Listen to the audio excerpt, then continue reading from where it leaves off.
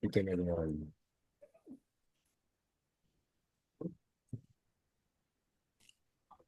the screen share.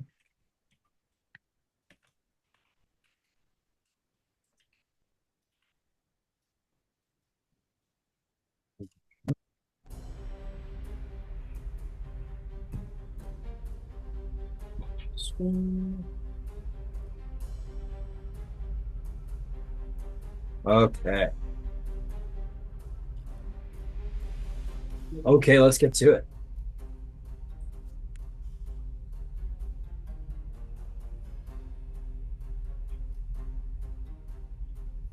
Is everything apparently not working?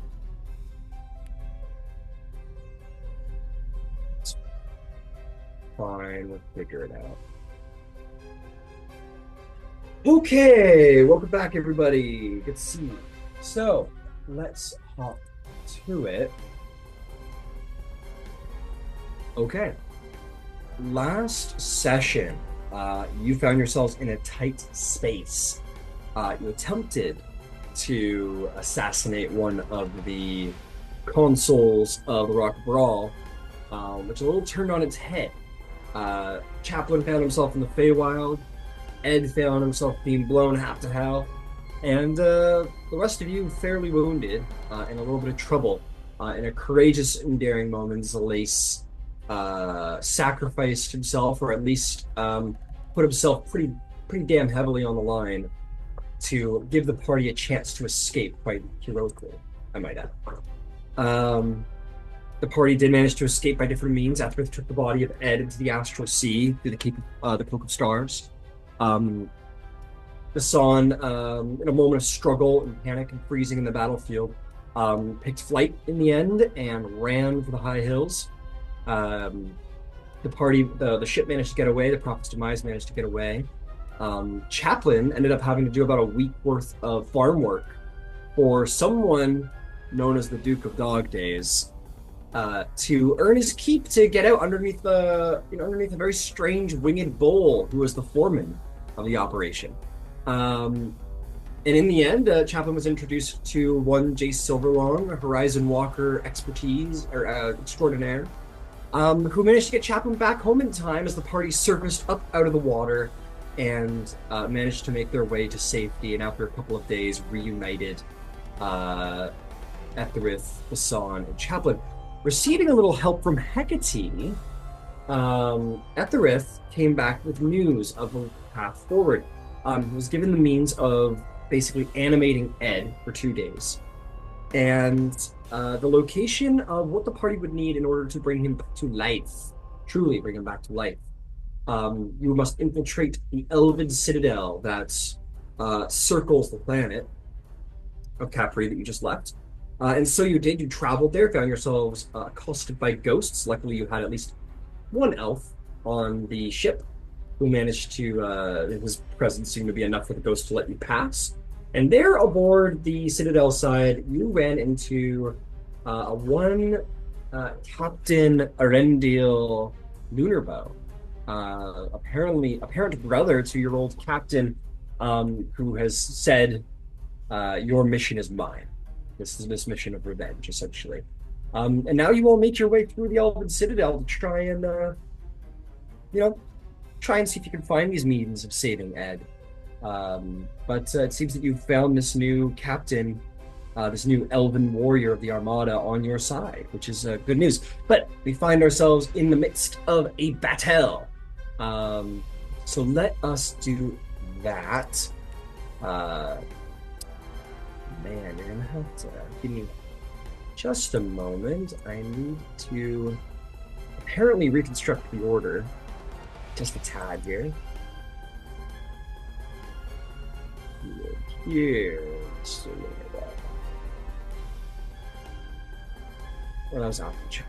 Sorry.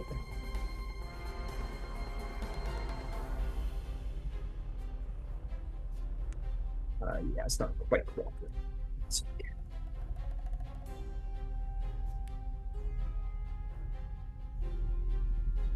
Yeah, it makes it worse. I don't know. Either way, let's go down the order and find out what everybody is has got going on. So let's It started. We just finished up with the ghosts, which would have brought us to Chaplain's turn. So, Chaplain, do you have any status effects going on right now, my friend? Muted. I do not that I'm aware of currently have any status effects going on, with the exception of the fact that I did have the Mace of Disruption drawn, and so it should be casting light for 20 feet, but that doesn't really matter in this circumstance. Understood. How about Rendell Lunarbow? How are you doing? Do you have any status effects going on? I think you just hit the one Thunder Wave, if I'm not mistaken. John? Nope. Sorry. Okay, understood. No, Oh yeah, go ahead. Sorry. I don't think no, I haven't. Sorry, I was just trying to look through, but no, I haven't. Okay, understood. No problem. Man, who is this mysterious Xbox here? That I think is our wonderful captain. So let me put you back up here, Captain. Okay, looking good. Captain, do you have anything going on? You did? I Yep. no, I think Ed's playing it. He's got to stay alive. That's the game right now. And after, if I recall, set me up to get the fuck out of here. So I'm gonna take a hide action if I can or something like that. And, Well, we'll come to your turn in just a second. We're just figuring out where everybody is in combat right now. Oh, That's I'm just sorry. I went into muscle memory there. I am sorry, DM. Yeah, no problem at all. No problem at all. Okay, yeah, no status effects for you, and Basson, I don't believe there's any for you as well. No, this is a pretty straightforward. We're bad guys and good guys. Okay, so Chaplain, why don't you start us off over here? I think you deleted me from initiative. Yep, I knew I missed somebody. Thank you. And then yeah, we got Ethrith there. Okay, what about you, Ethrith? Anything for you going on? I'm flying for 10 minutes. Yeah, that's right. You're flying. You got dragon wings for the first time, which is very cool. All right, if that is all, because the ghosts don't have anything going on. I believe there's 2 left on the field. Chaplain, what would you like to do? Yeah, can you point me toward the ghosts, please? Sure. There is one floating back here behind you. You see him, little ring. You fix And I my, think there's some. Go ahead. Yeah, I hear. Let me get this. Okay, cool. And then there's another guy floating right here. All right, so they're relatively near each other, yeah? Yeah, Did I they're see that relatively correct? near each other. Yeah. All right. I'm gonna move toward them, Okay. and I'm gonna try to get. I believe I need to get within 30 feet, so that I can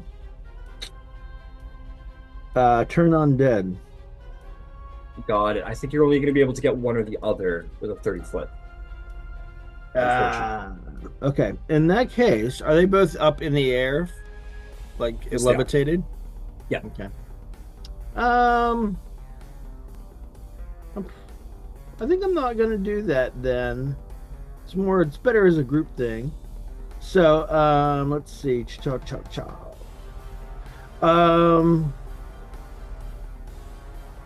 Oh, my apologies. And there's one at the other door as well. So there's one at each door, essentially, floating. Oh, they hadn't moved. Okay, I thought they had moved to be together. They haven't done that yet, huh?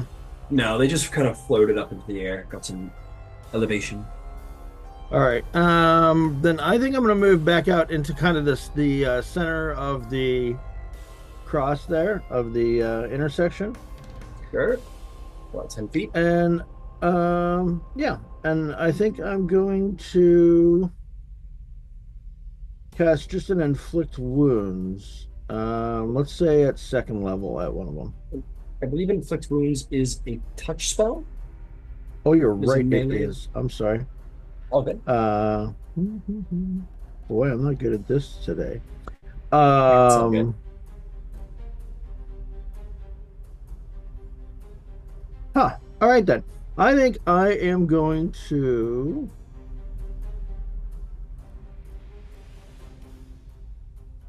I think I'm going to.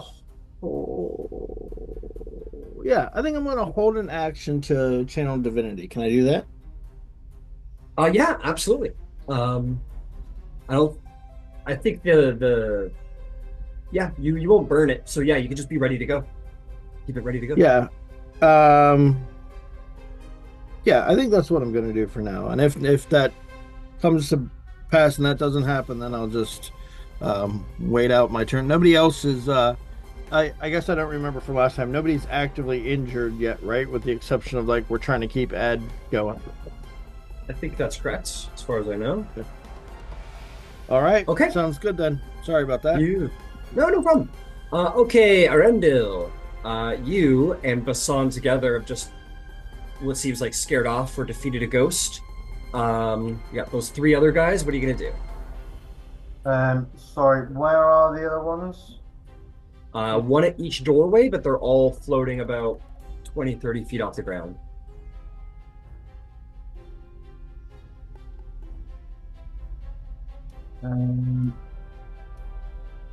Make them glow if you guys like. Just make a touch easier to see.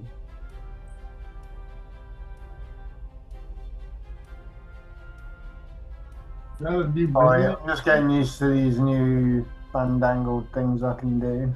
Yeah, no problem. No worries.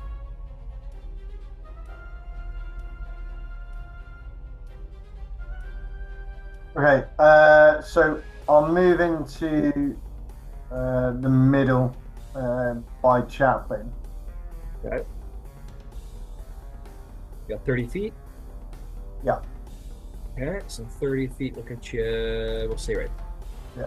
You pretty much get right next to him. And then this one on my... Sorry. Okay. No, you're right. The one on the left. That guy? Yeah, I will throw a Sacred Flame at.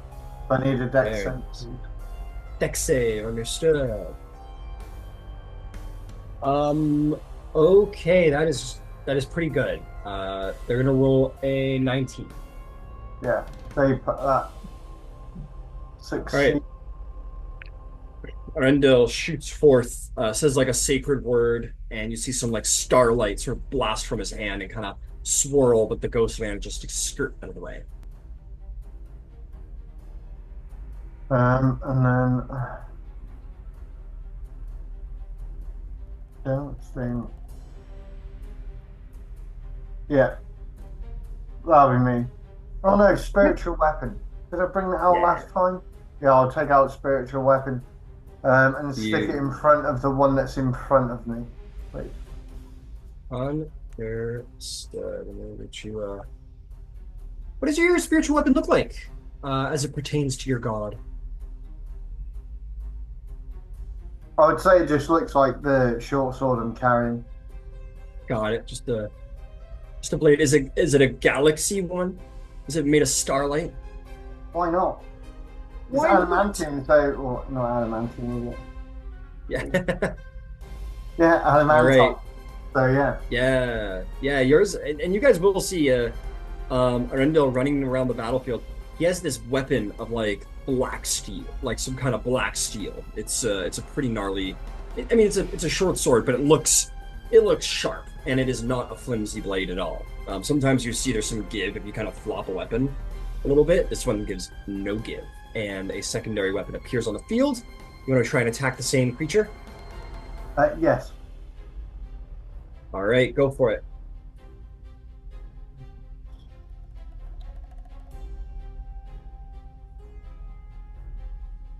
$22, 22 will certainly hit. Go ahead and roll damage. 9 damage. 9 damage. Very mean of you, Mr. L. And the second. Okay. The blade appears and it slices into the creature. It may be a ghost, but in this moment it is like a solid blade hitting solid flesh. And the creature sort of snarls, or more sort of like wispily sort of in anger, or in pain, really, from the blade. Is there anything else that I know? No. All right, that'll bring us to Mr. Jord, who is Definitely got a safe distance on the battlefield here. What would you like to do? 10 bucks. Yes, I am gonna hide. You're gonna hide? Okay. Jump into the bush. Yeah, like it's like a reluctant hide. I don't want to hide, but like I'm respecting and assuming that there is play. So I'm keeping, I'm hiding somewhere where I can look at everyone, but also like behind me. You know what I mean? So right there. Okay, so where you can see everyone but hide as well. All right, so why don't we... Yeah, you'll jump into the bush, but we'll put you 30... You want to do like 30 feet towards the battle, but jump into the bush? Yeah. Okay, beautiful. Go for a stealth check. Alrighty, let's do it.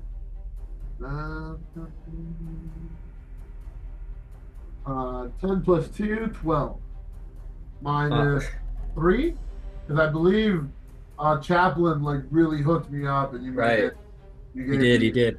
Yep. So with a -3, so that's a 9, I believe. Nice.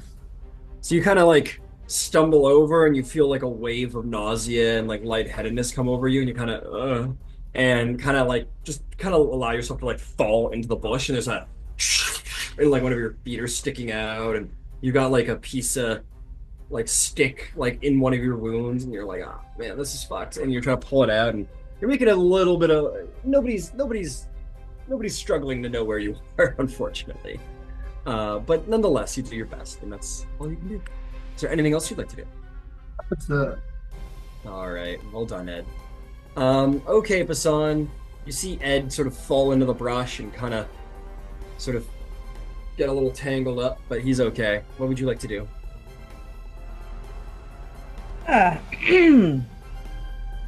All right. Are any of these things hovering at the 20-point mark as opposed to the 30-point mark? 20 feet above the ground. Let's take a look. And do I think I can parkour up to run up, acrobatics, hit twice, jump down? I don't know if I'm asking if it is possible. I do not know if there's enough leverage to get parkour steps. Got it. You've got only one is above an actual 20 feet. And even so, the stairs are just before. You have 30 feet of movement? I do. I don't know if you're going to be able to use 30 feet to get into melee range with any of them is the issue, unfortunately. So unless you can find a way to boost up your melee, you're a little stuck. Or I mean, boost up your speed if you could get a little closer. Unfortunately, hold on. Did I use my jump already? Let me see if I've used my jump. If I haven't used my jump, I think I've used my jump though, which is why it's a problem. Wait, no, I haven't. Holy, okay. Right, so I have a fly speed equal to twice my speed until the end of my current turn. All right, Jedi. Let's see you. So yeah, I'm gonna pounce. I'm gonna hit my psi-powered leap, which will allow me to jump up and stay in the air for my turn. That would be 60 feet of movement. Okay, you force jump your way up there. Let's see if you can get within 60 feet of anybody. Or I mean, use your 60 feet. Sorry, I'm a little tongue-tied today, it seems. Fly, Basan, fly. Oh, damn it. There we go. Okay.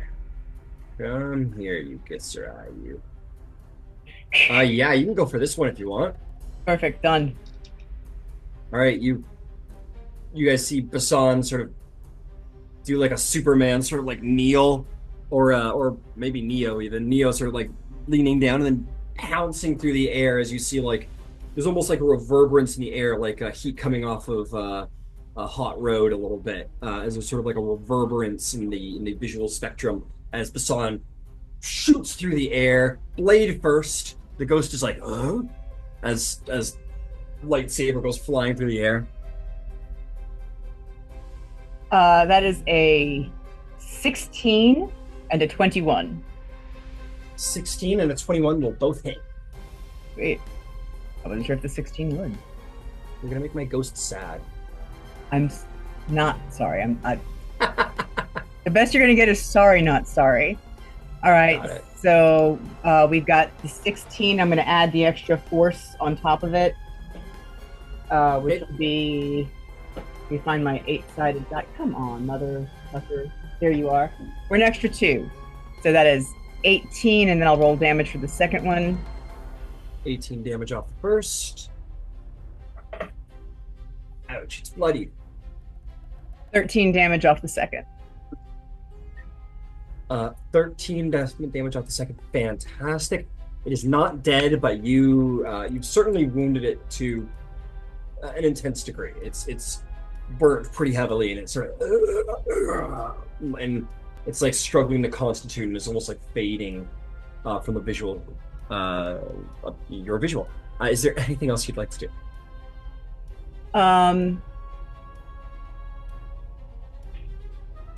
No, I guess I'm gonna. At the end, it'll be a straight fall down to the ground, and I'll figure out how I'm gonna get up there for a second round. No problem. You had enough speed to be at the low 15. Roll me a DC 15 acrobatics or athletics check to stick the landing. All right. It is a 16 on the dice with my acrobatics, so 24. Oh, you're good. Yeah, you're so good. Jump through the air and use the power of like just falling out of the air to avoid the opportunity attack, and you hit the ground. Hey, Arendelle, for the first time seeing this person fight, that was wicked talented moves over there. That was probably pretty impressive. All right, well done, Basan. That is going to bring us to Etherith, the almost literal dragon right now. What do you do? All right. I wanted to see if I maybe get out. Like, I feel like I'm just in sight line for like 3 archers to just slide me from the sky. So I'd like to move if I can. Shit, how far am I from all of them right now?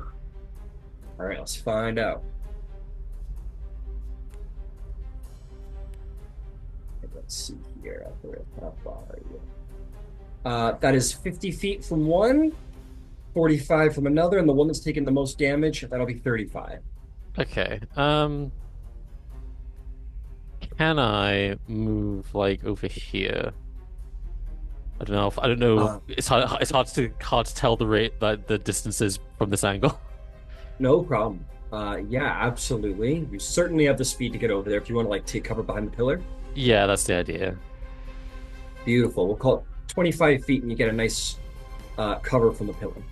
Cool. And then I want to use my bonus action to go Super Saiyan. All right. All of the from under your robes, all of the sort of pink, black ice mist kind of begins to roil out and across your body as the power of witchcraft becomes strong within you. And I'll cast Sacred Flame on the one that everyone's scattered around. All right, a little Sacred Flame. Let's see how it goes.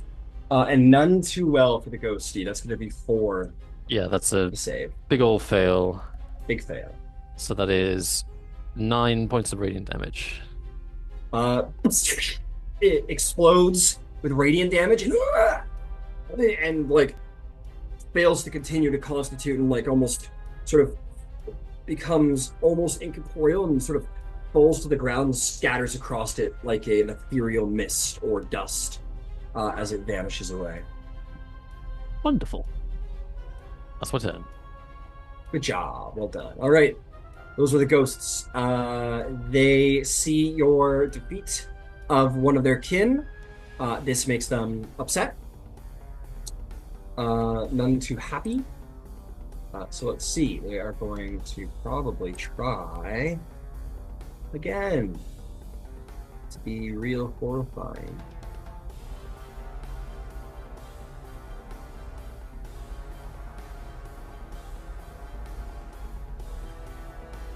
Rock. There we go. Okay. Okay, this one's gonna move in. Yeah, 20 feet's good. Sorry if they might be a little slow today. Oh, tail stars failing. Okay, that's pretty good. Oh, well, we got Ed over there. Let's go get Ed too. So we got the distance to go get that. Probably not. Okay, we're gonna be happy where we landed. Okay, I need everyone except for Ed Jord to roll me another wisdom saving throw as this ghost sort of screeches and roars and like almost opens its chest at like a surgical wound that hasn't been stitched just easily enough, like opens up his chest, and his entrails sort of fall out ethereally, and it's kind of horrifying to observe. 11. 11. All right, that is a failure, Arundel. Who else? 19. That is a success. How about Chaplain? How about Basan? 13. That is a success. Basan? Muted. Muted in Zoom. Dirty 20. All right, you're good. So, Arundel, you see this, and your own people, these warriors you know to have at one time been valiant, you look up at it and feel yourself frightened for what they must have endured. What did you roll again one more time? An 11. An 11. Okay. Okay, that's it. You're frightened. You felt like this impression doing something to you, but though you failed, you didn't feel quite so intensely that any secondary effects might have occurred. So you're simply frightened in this moment.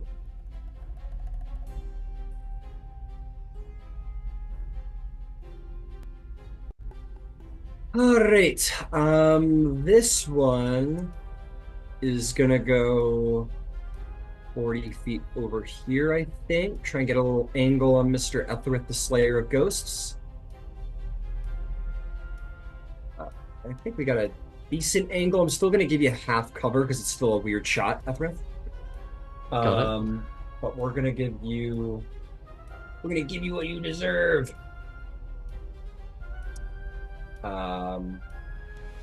Okay, we're going to do another Withering Arrow.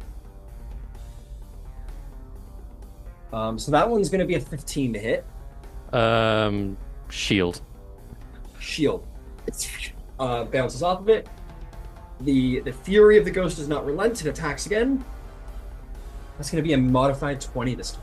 Oh, how much is half cover? +2 to your AC. Yeah, it hits then. Just hits. Managed to get through the magical barrier of yours. It's going to be...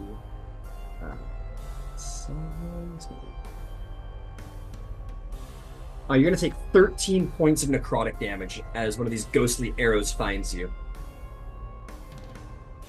Ouch. What the fuck do you mean, ouch?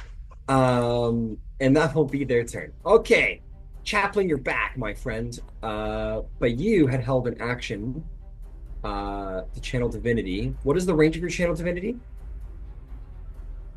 Muted. Sorry, it's actually 30 feet.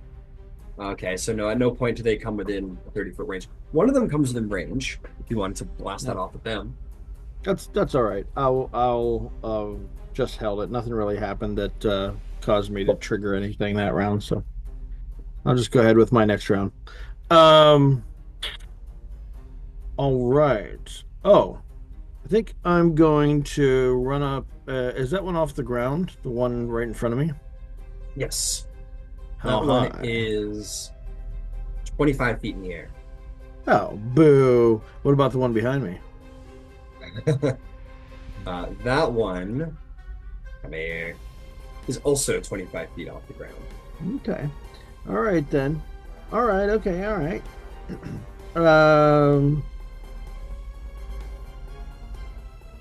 First, I am going to, are either of these, are either of them injured yet? The two remaining? No, neither of them are injured as far as you can tell. Okay.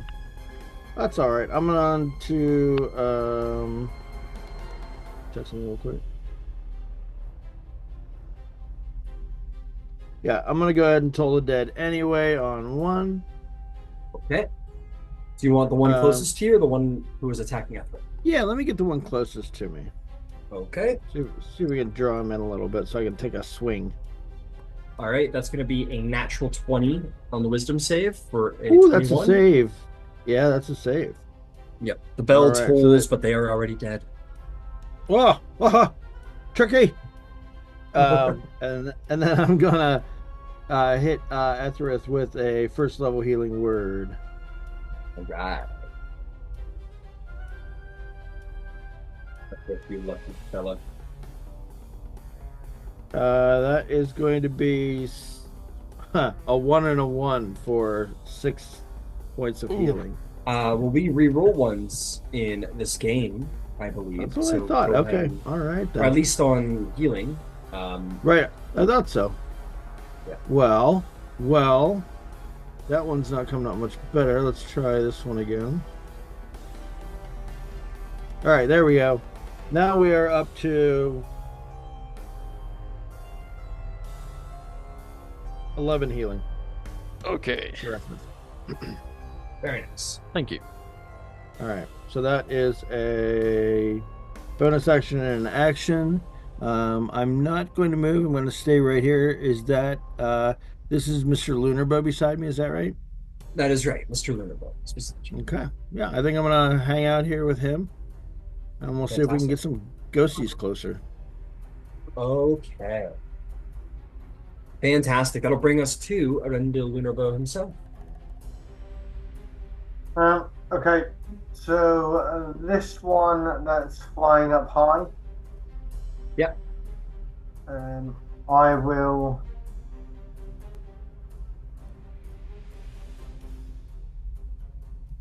shoot a guiding bolt at it, please. Guiding bolt, go for it. 20. 20 will hit. Well done. Roll damage. And that's 14 radiant damage to him. Okay, 14 radiant damage, and he is glowing. He is easy to target next. And 18 bonus damage. One more time, sir. Sorry, I'm just saying as a bonus action, I am going to Misty Step over towards. You can only cast one spell a turn, unfortunately. So that was a cantrip? You said guiding bolt's a leveled spell, isn't it? Hold on. No, I did. Sorry. Yes. Sorry. Forget that. I was looking at something else, but that was okay. Okay.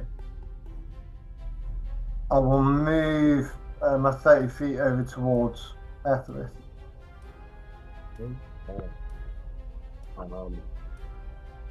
Under that very spooky looking dragon, you go.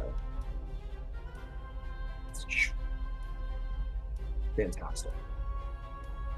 Yeah, that's been done. Okay. Incredible.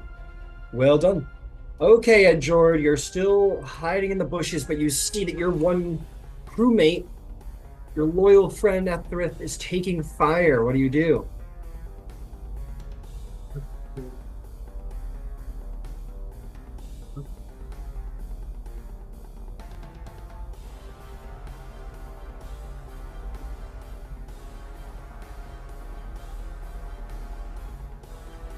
Could I have well within 60 feet of me, can I see like any of the enemies, any ghosts? Let's take a little look. 50 feet. The guy who's attacking Etherith is within 50 feet of you, but he is well behind some cover right now. You could easily move, though, to get around that cover. All right, because I wanted to cast Fairy Fire, if I'm able to. Oh, yeah, you can do Fairy Fire, absolutely.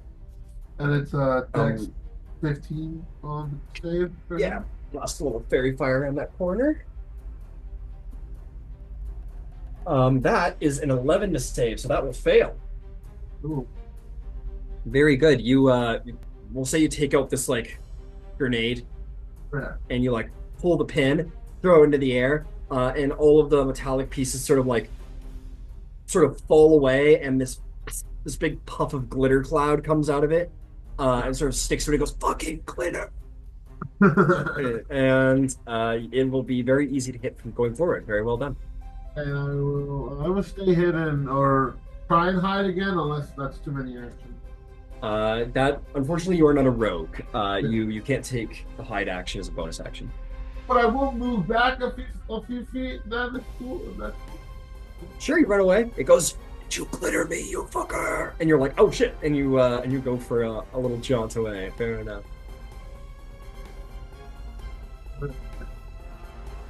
That's me turn. That's me turn. All right, that'll bring us to Basan. Basan, well done. A fine flight last turn. What do you do? Well, I can only do that once per short rest. So, is anyone not in the air right now? No, these are ghosts. They like the air.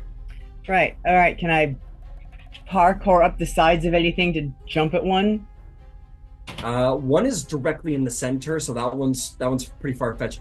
The one that's attacking Etherith is very close to the wall. The issue is that I don't know if you have enough speed to get over to them in time. So if you 30-foot run, you'll get to about there at the end of your turn. I have a longbow, but I don't think it's gonna do anything to these things. Dash over to Etherith. Okay, dash over to Etherith. And you find yourself shoulder to shoulder with Arendelle Lunarbow. All right, fantastic, Basan. Okay, Etherith. Fair enough. Etherith, your party's coming to save you, but do you need saving? Probably not. All right, where's the one that's shooting me? The one that's shooting you is just right over there through the pillars. Gotcha. I'll just throw out a Sacred Flame straight away, so Dex save, please. Alright, Dex save. Let's see how it goes. Not great. That's a 12. That's fail. Let's see what we get. That is 8 radiant damage. 8 radiant damage. A slight radiant burn emulates the creature. It is hurt by this radiance quite well. I'm then going to just reposition behind the pillar so that I have full cover. Fair enough. You continue to maintain your cover, no problem. I want to just move like behind it, yeah, so that it can't see me. All right, you flutter over to there. Fantastic. Anything else? Bonus actions. Do I have anything? No, that'll be all. Okay, Elven Ghosty times. That's gonna bring us to these guys. Let's see. The one guy got glittered. He didn't like being glittered. He found it insulting. So he's gonna do a little fly over here. Do a little fly in that direction. And about here, 35.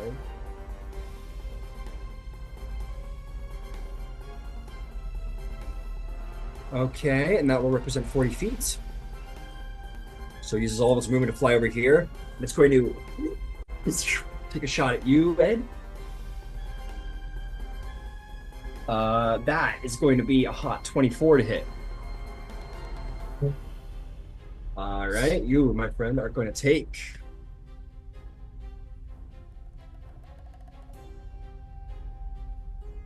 That's going to be 18 points of necrotic damage. I will need a DC 10 con save to maintain your fairy cloud.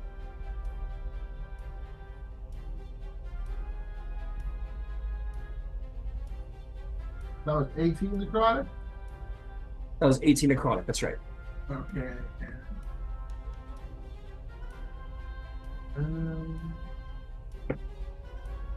Does that get resistance to necrotic damage for being dead Doctor Strange right now?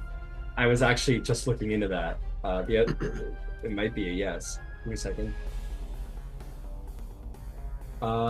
No, unfortunately, it will not. For what Ed has been turned into, it will not. And that's a 1 on my All right. the fairy fire goes off as you get shot. Maybe like one of your devices that were holding concentration sort of get a little damaged, and the fairy fire goes out. Unfortunately, one of your magical batteries is taken out. Okay. Then this one is going to, having now gotten a better angle on you, Etherith, I'm still going to give you the +2 again. Okay. +2 cover, but it's going to take its last shot at you. That is going to be a modified 20 yet again. All right. And you, my friend, are going to take...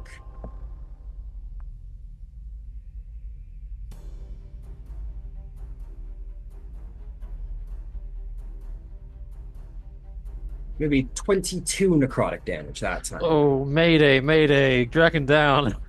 Oh, you're down. Oh, no.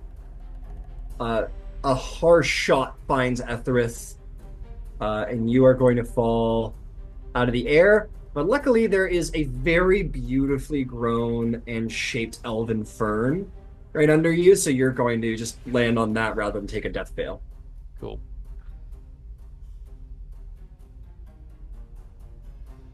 Dragon down, dragon down.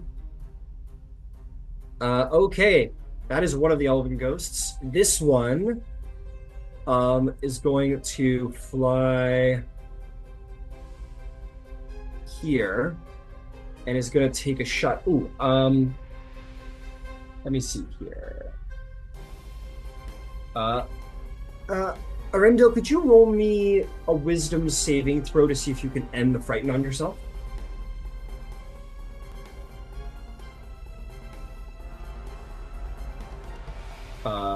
11 is going to be a failure. You're going to remain frightened, unfortunately. This one's going to fly over here, and sort of drawing its bow, and it's going to say, "Traitor to the Elven!" And he is going to fire one at you, and he's going to fire one at Hassan. That is going to be 22 to hit Arendelle.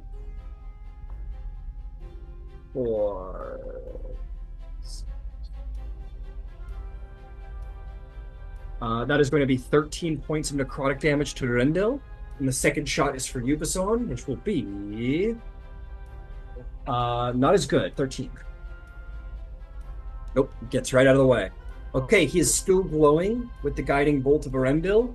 What do you do, Chaplain? Yeah. I'm going to move toward them, and I guess kind of like on the side, on the like squared side of the pillar, kind of in between Etherith and Bisan. I'm going to invoke duplicity. Oh, okay. I just have to be within 30 feet to be able to get it there. Okay. I think you might be a little far for 30 feet. Let's find out.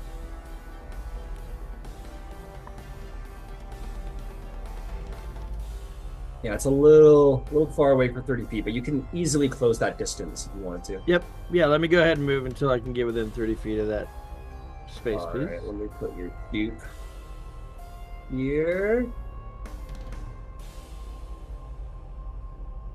And you are only... you're only 10 feet off from being able to, so we'll put you 10 feet closer. Right there. Boom. All right, there's 2 chaplains. Oh, I actually, if we could we put them on on the other, like, 180 degrees, like on the exact opposite side of the pillar? Sure. Let me just get you in a little closer. Spend another 10 feet of movement. Yeah, I was looking at my spell, or I would have stopped you sooner, but yeah. No worries. You're all good. No worries. So, like right here? Yep, thank you. Beauty. All right. And then we're going to cast, from the duplicity, we're going to cast Mass Healing Word. Ooh, all right. Mass Healing Word.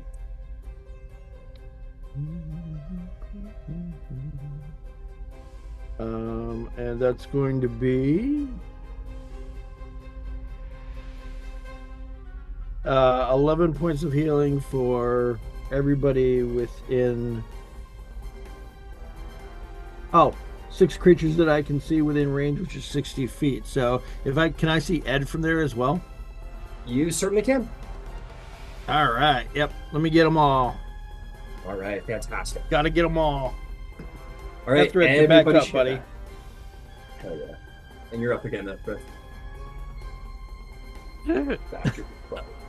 I live. All right, well done, Chaplain. Is there anything else? You did. No, that's it for me for right now. Thank you. No worries. All right, Arendelle, you're feeling a little better. What do? You're scared, but you're still strong. What's the plan? You're also muted.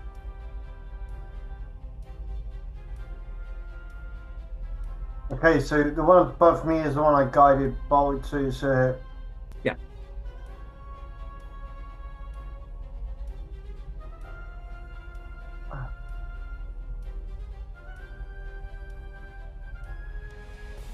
I think I'm just going to throw a sacred flame at it, to be honest.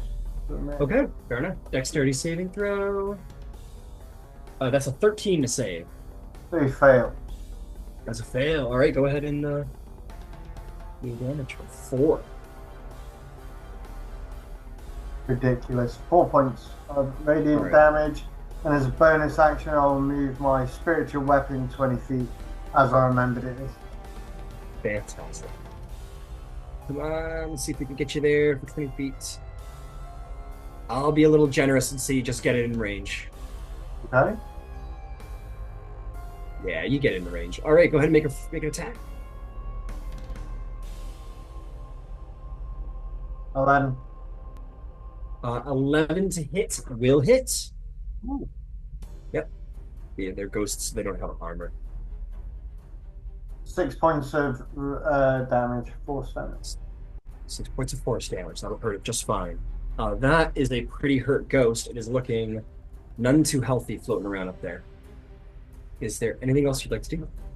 No. Actually, yeah, seeing as we're all there, I'll move 30 feet towards Ed, please. Okay, 30 feet towards Ed, no problem.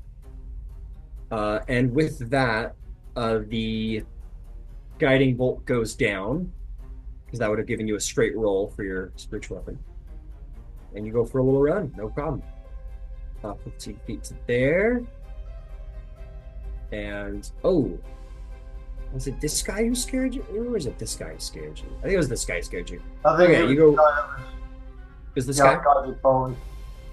Then you're not going to be able to get towards Ed because you can't move closer to the source of your fear. Okay, fine. I'll just stay where I was then. Fine. Got it. Fantastic. All right, roll me a wisdom saving throw at the end of your turn to end the frightening condition.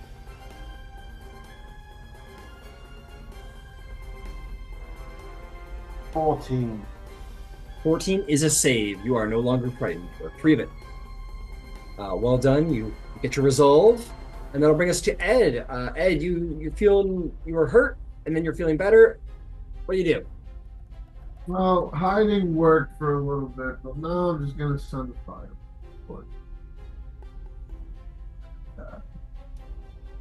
Send a firebolt towards it.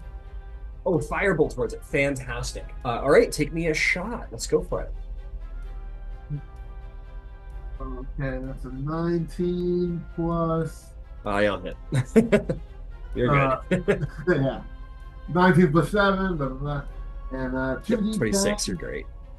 Do I have my arcane firearm on me, or did that get destroyed when I exploded? I don't know. Why? I would assume you have it on you. Is there a reason why you wouldn't?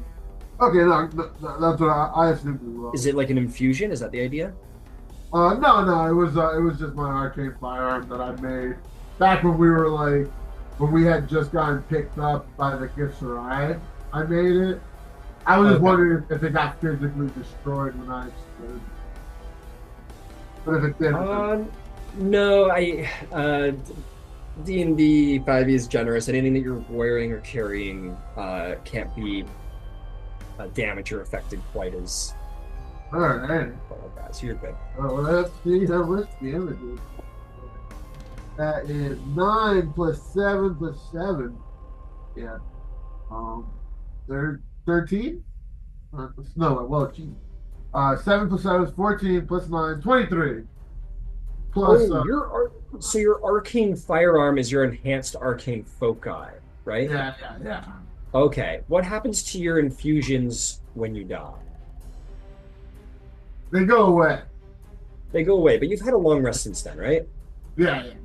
So if we wanted to say that you had built it during your long rest, because I believe you can make one infusion a long rest, then we could say you have your firearm rebuilt. Okay, cool. Yeah, Ed would have done that when he was like, hiding there. So yeah, 23 damage. 23 damage. Very impressive. That is going to be 11 damage, and it seems that fire doesn't fully affect the ghostly form of this creature. Alrighty, that's my turn. Ed Jord's in there. It's ready to blast another one. I'm not gonna move out of position. I'm assuming it's gonna come my way, but I trust my crew, so Fair enough. All right, Basan, you're up to bat. You got one ghosty way up high in the middle of the field. What do you do? Way up high in the middle of the field. Yeah, there's also the guy who's chasing Ed. The guy that's chasing Ed is how high? He's pretty high up. He's like 30 feet. Yeah, he's like 30 feet in the air.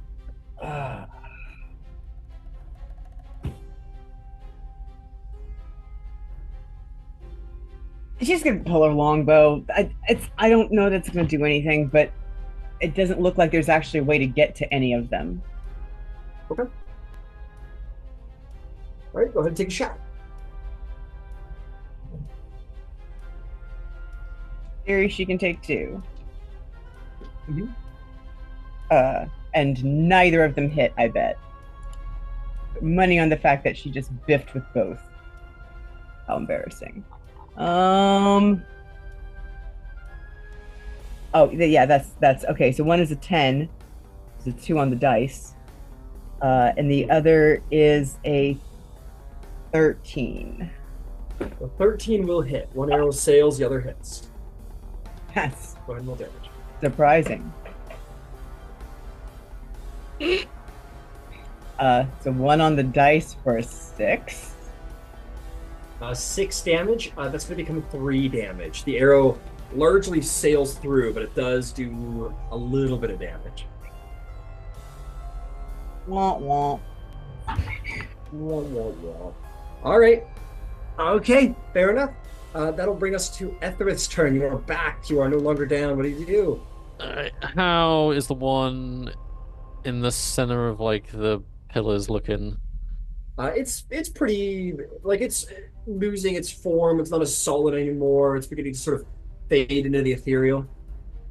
All right, we'll finish this off then. Well, I'll tear a star off of the row of stars and use magic missile. Fantastic. Go for it. All right. I don't care how people want to do. That is 26 force damage. 20. Holy shit! 26 total force damage. That is a lot of force damage, my friend. Yeah, you blast this one, and it disintegrates as the starlight blasts through it, and it is similarly, it sort of turns to this ethereal dust, falls to the ground heavily, and scatters across the marble ground. Wonderful. Another one. I'm gonna get up off the floor now. Yeah, you climb to your feet, no problem. Is there anything else? I have 15 feet left, so let's just if I can move me here. Okay. Gotcha. A little far to get all the way over there, I think. Right. 15 feet, unfortunately. But you can get behind this pillar if you want. Yeah, that's fine. Let's do that then. Cool. Get a little cover. All right, fantastic. Well done. All right, that'll bring us to the pursuing ghost.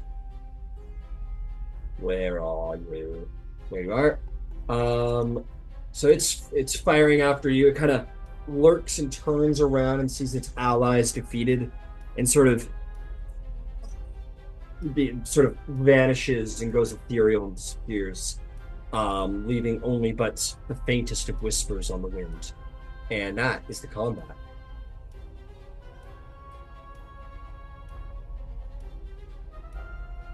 You did it! Yay! Yay. Yeah. Sorry, our captain is still mostly dead. It kind of lingers over the huzzah. Huh. Yeah, fair enough. Yeah. All right, gather up everybody who could use a little healing. Is it just Ethrith? Oh, I was done. No, well, it depends on how many you can do, but I'll take a bit back. You He could use sounds a little fine. too? Okay.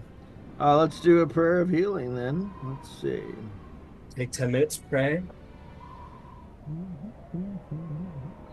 And we're going to get... Oh, boo. 7 healing all around. 7 healing all around. Ethrith, are you bloodied? No, not quite. All right. Close, but not quite. Let me do a healing feat on him to a healer's kit thing. Oh yeah, there's my healing reroll. It is in here. It's under the healer feat.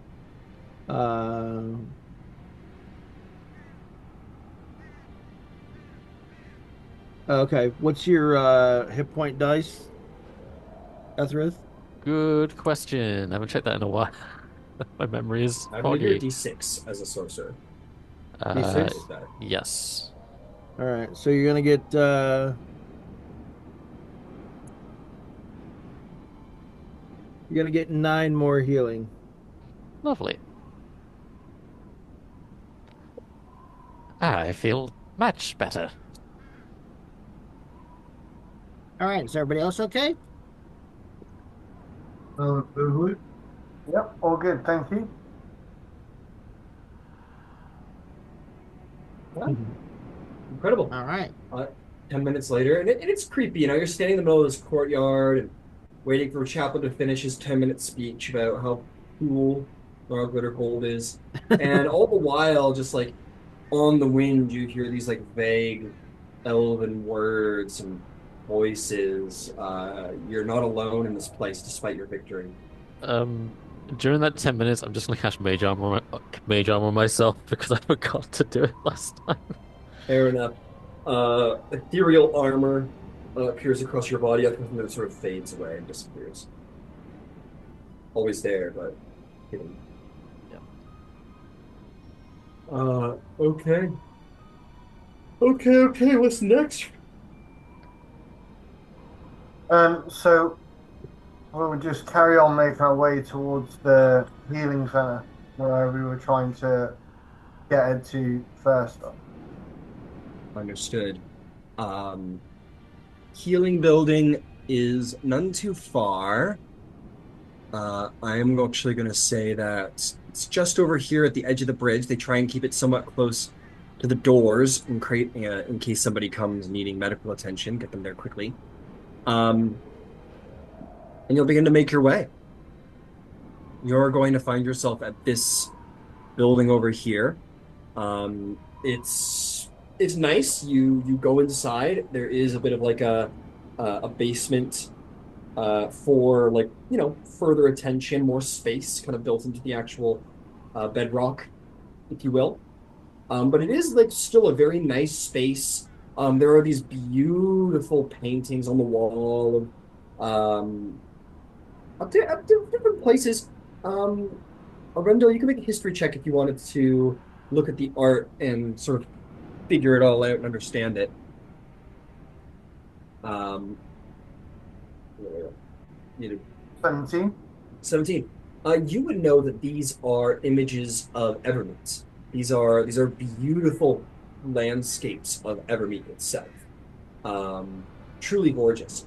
And I think everybody, save Etherith and Ed, who were not in the war with the Elven Armada, everyone would know that the purpose of this, like this incredible amount of art being here, is to heal the hearts and souls of the people whose bodies are broken. They sort of believe in a full, rounded treatment, the elves do.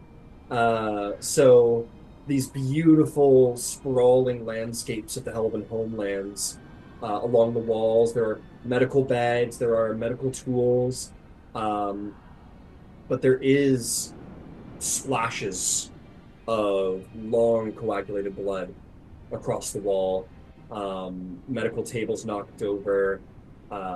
There are skeletons laying on the beds, quite a few of the actual like triage like patient beds. A number of skeletons, a number of them with their skulls cracked right in the back of the skull. What would you like to do? So I'll clear one of the beds and find Ed and just say, right, jump up on the bed and let's see what we can do. We need your healer as well. Nah, might be better spend the time getting what we need to get out of here. It'll be proper. No offense. Don't you guys think so? Or... Well, let's see what if there is anything that we can do while we're here. Makes sense. I Oh, think well, we did what we could before. There was Chaplain who cast a spell just to stave off the decay. That was a Renville. A Renville did Oh, a and yeah, yeah, I did the gentle repose. yeah, that's the one. Yeah. Um, yeah. What you did earlier worked, so go for it. So, There's also a number of elven medical texts in here. Whether they're like sort of like a Grey's Anatomy like book of like actual surgeries and anatomy, or just like advanced physiology. There's yeah, I was books. going to get him settled in and then I was going to try and have a look around and see whether there was anything that we can use. Whether there was any. Understood. Maybe an investigation check. Sure. Look around the room, see if you can find anything of use and help. 19? A 19. You go through. There's a number of very valuable medical books in here, as I said. Um, that have elven anatomy, a record of like physiology, various surgeries. There's a lot of very advanced books in that style. There is an equal number of books that are about sort of psychology and the mending of the spirit and morale and that talk about like what images should be shown to people in different times, the sort of artifice of mending the heart after it's taken wounds in battle. There is also stuff that's a lot more simple, that's more for like maybe nurses or maybe Hadozi or whatever secondary races that might be helping out the elves that aren't sort of as advanced as the elves, that are more like jot notes where it's like, this is what a scalpel is, this is what this is what that is. And amongst those, you find, people highlighting certain things, taking notes and triage. And you find this one note that is very interesting. And it's from one of like the nurse practitioners that probably handed out notes to all of the various like nurse hands. And it speaks of a relic that was brought aboard the station that is said to have incredible healing properties. And the rumor is that it could go so far as to bring the dead back to life. And is very and a number of the elven surgeons here are very interested to take a look at it. It's but it's locked up in the palace, or not the palace, the stronghold. It would be like a keep. Yeah. Okay. So I'll relay that to the party that we found this and say, my apologies, young Ed. Maybe we should head towards the keep then, see if we can find this relic that they were on about. Oh, thank you. Now we know what we're looking at. So let's move a double time and stay safe. How are we feeling energy wise? I'm good to go. Yep. I'm okay. Yeah, I'm okay. There is one thing. Bisan, I have an idea to perhaps give you a hand. It might take a bit of time.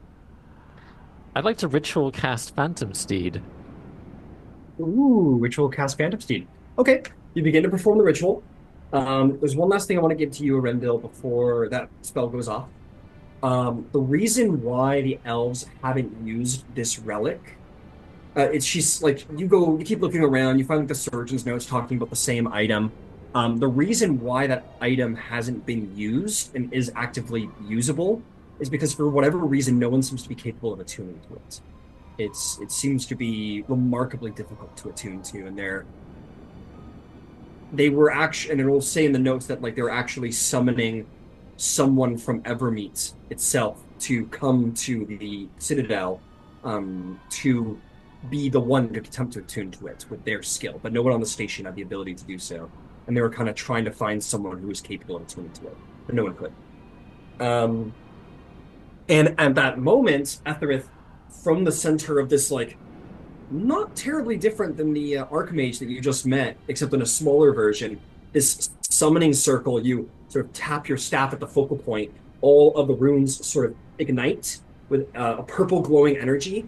A roiling blackish purple smoke sort of roils up and out of it like a cauldron, fills the space, and ascending out of that smoke and gas is this skeletal horse with a mane of purple flame that sort of ascends up out of the ground and lets out this ghostly as it rises from wherever it's been summoned from. If you had a different flavor, by all means, after it. I would say that like that while it's a four-legged horse has strangely draconic Okay. so this is almost like an adaptation of like how lunar dragons have like sort of bony sort of scale structure. It's weirdly like it looks horse-like, and then you're like, but that's like it's got weird. The spine's too spiky, and Yeah. the face is off. Yeah. Um, when it's summoned, I have to kind of look to both Arendelle and Basan. One of you is welcome to it. It can't fly, but it's fast, so it'll at least maybe help you close the distance before the ghosts ascend. Well, ladies first. Thank you. That was embarrassing. Yeah. She gets on the horse. I should read the books on morale. Are can we borrow books from the library? I don't see any reason why we can't take any at this time. So yeah, if you want some, take some. Chaplain, isn't it? You're the healer. Um, Feel free to have a look at the books and take whatever you need. Oh, thank you. I might need your help though. I can't read any of these. I don't read Elvish, but um, if you could, if you could read some of them out loud to me, maybe sometime, then I could jot them down. I can understand it. I just can't read it. My pleasure. We'll sort this out. Beauty. So we just Oh, pick up a couple of books regarding my health. Is there any items that we're able to salvage or not? Have they all gone? there would be a number of healer kits in here. Yeah, yeah, absolutely. There'd be a number of healers kits. There would be any number of alchemy supplies. There'd be any number, not unlimited, of course, but there is alchemy supplies. There'd definitely be a number of herbalist kits and and healer supplies. That would be and then there's also these art pieces, which probably have a value to them. Um, but yeah, that would be the majority of what is valuable here in the medical place. But it sounds like the if I heard it correctly, it sounds like some of these art pieces have some, or at least believed to have some healing value. So maybe we could hang some up in our infirmary on board the ship. I'm loath to take anything of that worth, but maybe if we can find a smaller one for yourselves, then we can do that. If there's a smaller piece of art, then we'll take it down. Yeah, you might find, and to be clear, like this medical bay is much bigger than what you guys have on either of your ships. Um, but yeah, I would say that there's like a number of like bedside table, like little framed images here and there that might be of like a one might be like sort of like the nude back of like a beautiful elven woman. It's meant to be a little ambiguous to sort of maybe make someone think of like a paramour, or something that is indeed like a landscape or like a house. And these are all meant to be like ambiguously personal. Maybe those might be more what you're thinking is acceptable, Rindo. Yes. Cool. So yeah, if anyone wants to, you guys can add to your inventory. We'll say like call it like a bedside painting, bedside elvish painting. Okay. I'll pick up a couple of healers kits if that's all right. Yep, no problem. Like I said, there's not an unlimited amount, but yeah, you can take two. Why don't we say you get two, Rendell?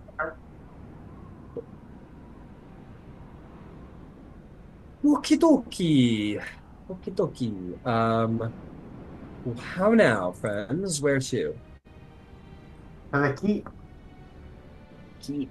Let's see if your presence has gone unnoticed. I will say you take the yes, you know, you take the pictures. You might hear a slight more of the wispy sounds on the wind. Especially when you're in like, you know, you go up to the bedside tables and there's these dead bodies on the table, and as you sort of approach them, there is this sort of like angry howl in the wind. And you take these little paintings and walk away. You seem to have gotten out without making too much of a disturbance with the dead here. Okay, head out. Make your way by the barracks. You begin to make your way across the waterways, getting close to the more central citadel. And as you get onto the bridge, I'm going to drop your minis and we'll get to what happens there.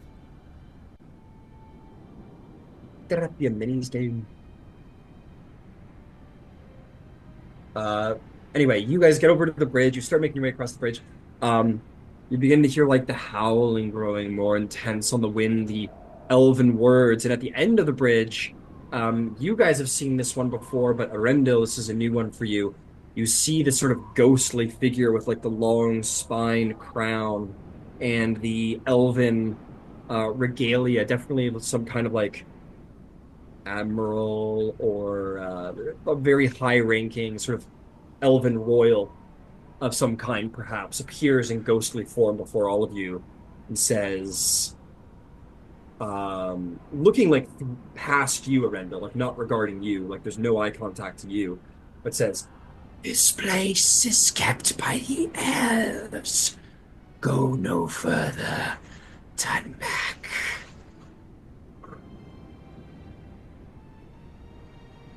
I'll look behind me and just then look back at the ghost. Well, these are people with me. These are allies. They've come to help. Please let us through. There is much we need to do and discuss within the keep. It sort of regards you with familiarity. Says a traditional elven greeting. "Anaron Nautishan. Welcome, you of the Elven. You are welcome. This place, such as your crew, has been welcome to walk these halls, Captain." And then pointing a long, bony finger past. "But all of ye infiltrators, traitors, agents of the mind slaves, be gone from this place." I fear that we may have an issue. These are with me, but they will go where I go. Please, do not let this turn into something it doesn't need to. And turn back. If you would bring the thralls of the mind slavers aboard this ship, you should turn back, kin, and return with our own.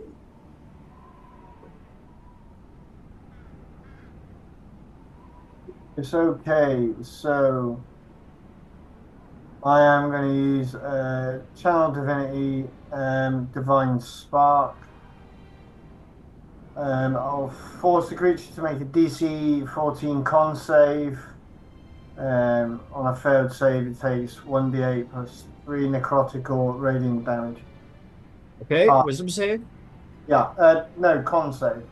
Con save, got it. Con save. That is an 8. That is a failure. So that will be 6 points of radiant damage. All right, you flash forth your divine power at it. It takes this bolt of divine energy, 6 damage, you say.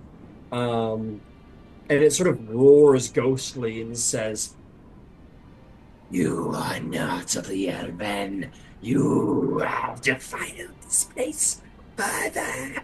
Come, my kin, and pass out our enemies." And it is going to use a call of honor, and a number of warriors will ascend around the bridge. And we will have a little initiative roll, please, and thank you. Man. Yeah, we don't like Oh no. Healer Not initiative. Not great. Not great.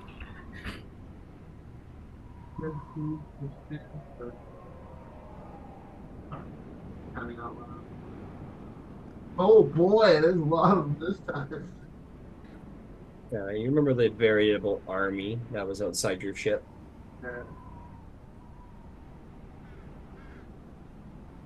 They're floating just off the bridge. So let's put them here.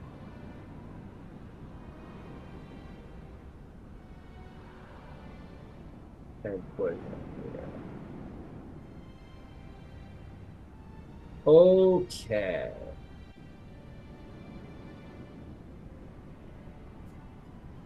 Yeah, we got all of you folks. We've got Elven King.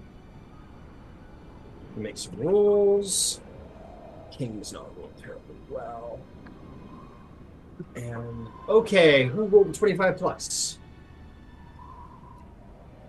Oof. Who rolled a 15 plus? Yep, 20. Who rolled a 10 plus? What'd you get, Hassan? 11. What'd you get, Ed? 14.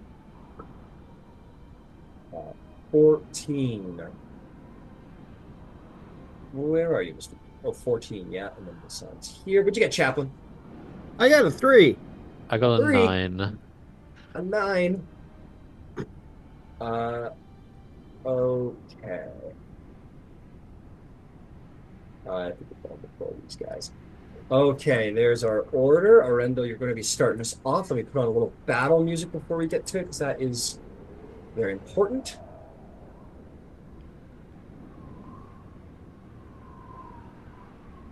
All right, let's do this.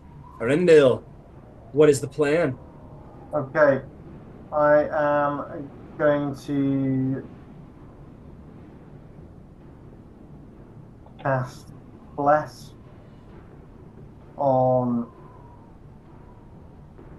everybody but Chaplain. Okay. Everybody will have a plus D4 to saving throws and attack rolls.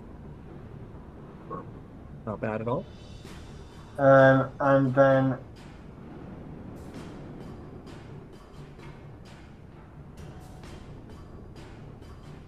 I will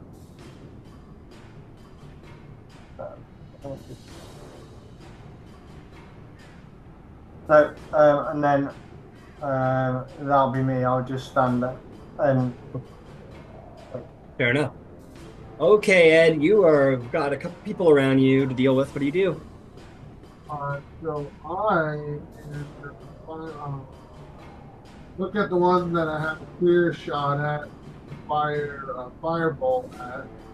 But before that happens, Otto is going to be summoned. Okay. Take out auto, build up a little auto next to yourself. Like right behind you? Yeah, like usually like the backpack where it comes out from. Got And it. both me and Otto are going to aim at one that we have a clear shot at. That's the one. This guy right next to you is very clear for both of you. Perfect. Beauty, go for it. Here's my roll. That is 18. 18 will hit. Roll some damage.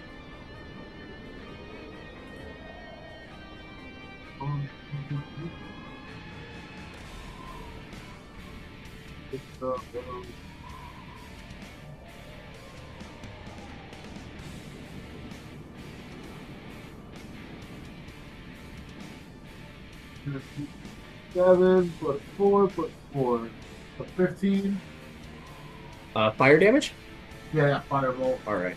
That'll be reduced to 7 damage as the ghost is resistance. Cool. And here comes Otto. All right. Boom, Otto gets a 19. Boom, well done, Otto. He does a 2d8.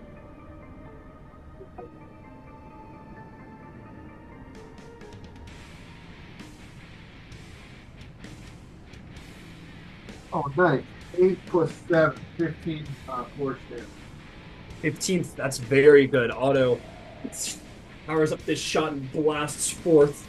Maybe there's like a tiny quadrige installed on the back of Auto, and a powerful Eldritch Bolt fires from it and hits this ghost, who is immediately pretty banged up.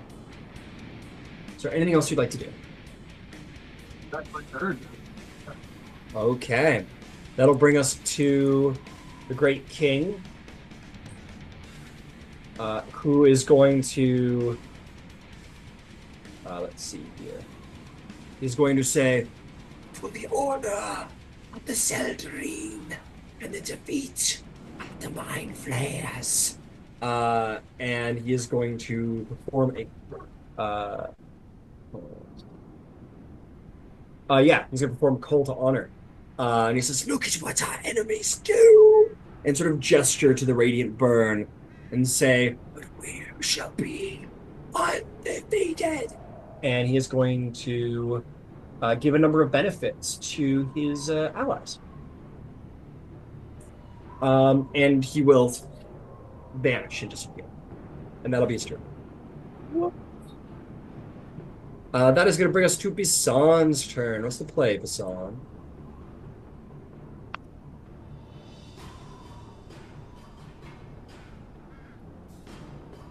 Well, I'm on a horse. That is true. You're on a giant horse. I need to get you a horse. I'm gonna charge the big guy, the guy in front. Is there a ghost lord? Who just did the call of honor? He disappeared. He just disappeared. Fuck him. All right, he's close. You can charge the space that he was in if you wish. No, I would.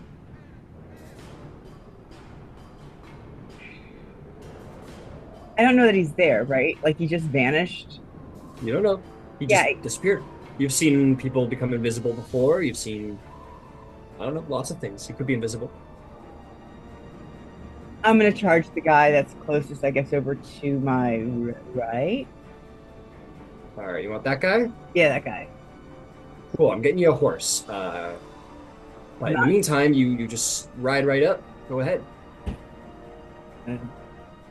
Take 2 swings at him. All right. On your skeletal, ghostly dragon spectral horse. There's a 17 and an 18. Both will hit.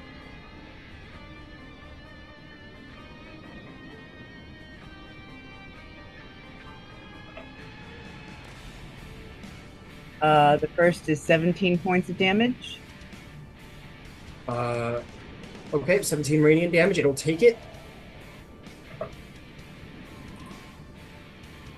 The second is 13 points of radiant damage.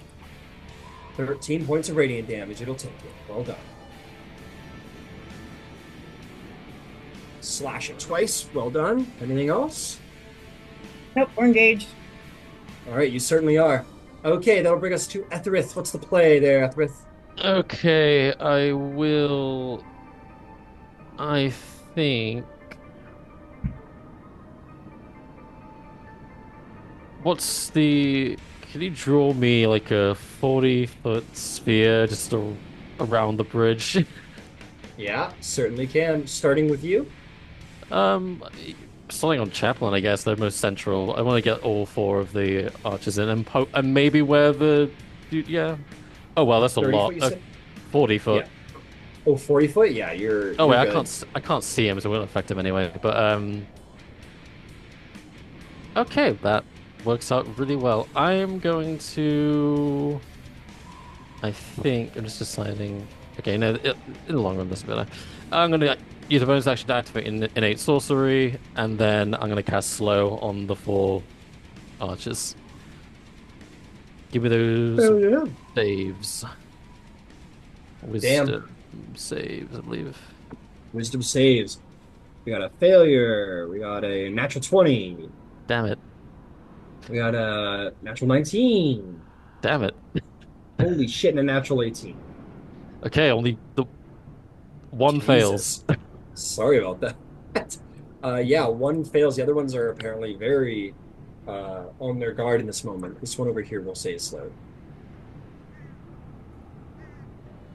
All right, well done. Is there anything else? No, that was my play. Fair enough. All right, it's their turn. And the one who is slowed is going to like very slowly. You're gonna see like it open its mouth in like a locked jaw, way too wide, and you're going to see this brain creature with legs sort of like pull itself out of his mouth and like crawl down his body. I need a wisdom save from everybody. You recognize this creature, by the way. It is a intellect devourer. Yep. No. Yeah. Oh, is it real or is it spectral? No, it's spectral. It's spectral. Okay. An 18. Save. I got a 23 to save. Save. I think that's a failure. You're frightened. How did Ed and Basan do? Is it a wisdom save? Yeah. 21. Save. Muted Ed. I rolled a 3, plus 1, minus 3. So, Okay. Oh, Understood. sorry. No, sorry. I thought I had one of my reactions. Got it. So, Etherith, you are afraid in this moment. You are scared. Ed, you are frightened. But something else happens as you are... Your mental guard is completely down in this moment. And you, my friend... Ooh, this is interesting.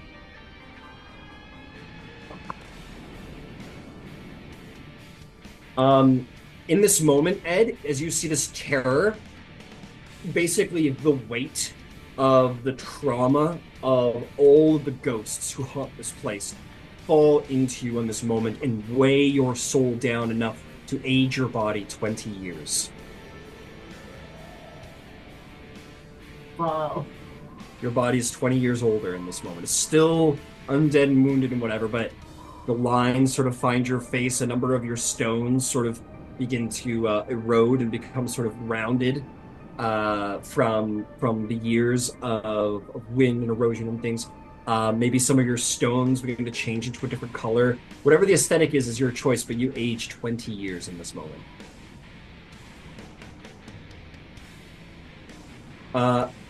Okay, that's one of their turns. That will bring us to... let's see here. This one is in combat with you, Basan. So it will stick to that. It's going to float up to you, Basan. Attack you. It's going to pull out this sleek, long elven saber, and it's going to make 2 strikes at you. One is an 8, which will miss, and the other is a 13, which will miss. Just full like lightsaber battle happening off the back of a horse. This one is going to similarly draw a blade and fly towards you, Ed, and is going to take a swing at you and a swing at Otto. This is for you. This is going to be a 11, which doesn't hit, I don't believe. Nope. And this is for Otto. Man, we're rolling like shit. That's going to be 14 for Otto. Nope. Swings to hit Otto. You get out of the way. You like put your pistol in the way and it blocks the blade, and you defend yourself. What is this last one gonna do? What is this last one gonna do? This one. Oh yeah, and this guy's gonna fly up a little bit because that's what we do when we're ghosts, right? We'll float up. Same with this guy, just for a step, really. Now it floated here. This one's going to float up as well, and you're going to see it pulls its hood back. It's to show that basically he's been scalped across the top and down the back of the head, and his skull sort of rips open from the back to reveal that there's no brains left in his skull that has been scooped out by something evil long ago. I need another round of wisdom saving throws.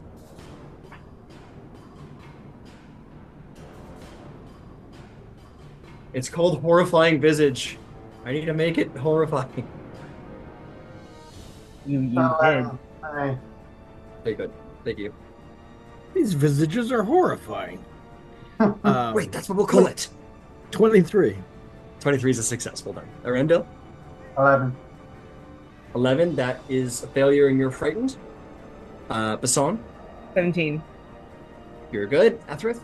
Oh, you mean because I'm frightened, it's disadvantage on the save, right? Or is it just... No, straight. Oh, in that case, dirty 20. Nice. You're still frightened, but not more so. Ed? 4 plus 1 minus 3 for 2. Ed, more of this crushing weight as you begin to realize these enemies that you wish to fight have been here, and you begin to realize the hopelessness of your situation, of your quest, and in your intense fear, you know there's an army of ghosts here. How can you defeat them all? All of these things weigh onto your soul so intensely that you age another 30 years. How old is Ed? It was like... 70. Ed was like, how old was Ed before I did this to you? It was like 20. 20. In this moment, you are 70 years old. Not nice. Not nice. You feel, Ed, that your bones, your back, especially your back, and just like your joints, your will, like everything is beginning to fail you. You are 70 years old. You are not as you are not the young man you used to be. You get the sense that your body can't take much more aging, unfortunately. So you need to keep that in mind. And numbers on. I believe Genasi live as long as humans do, right? 100 years. Yeah, it's century. Century, got it. Let's see. Okay, let's see. I'm gonna look up what I'm. Okay, yeah. So you're gonna have a.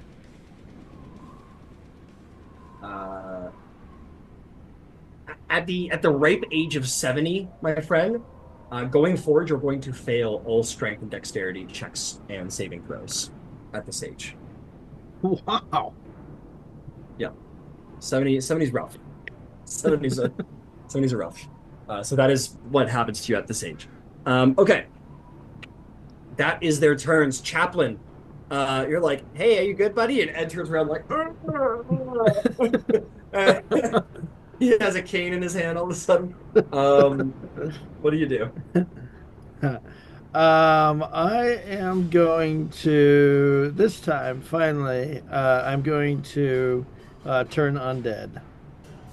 Turn undead. All right, go ahead. Or I roll a wisdom save. What is your Yeah. CR level for Destroy Undead?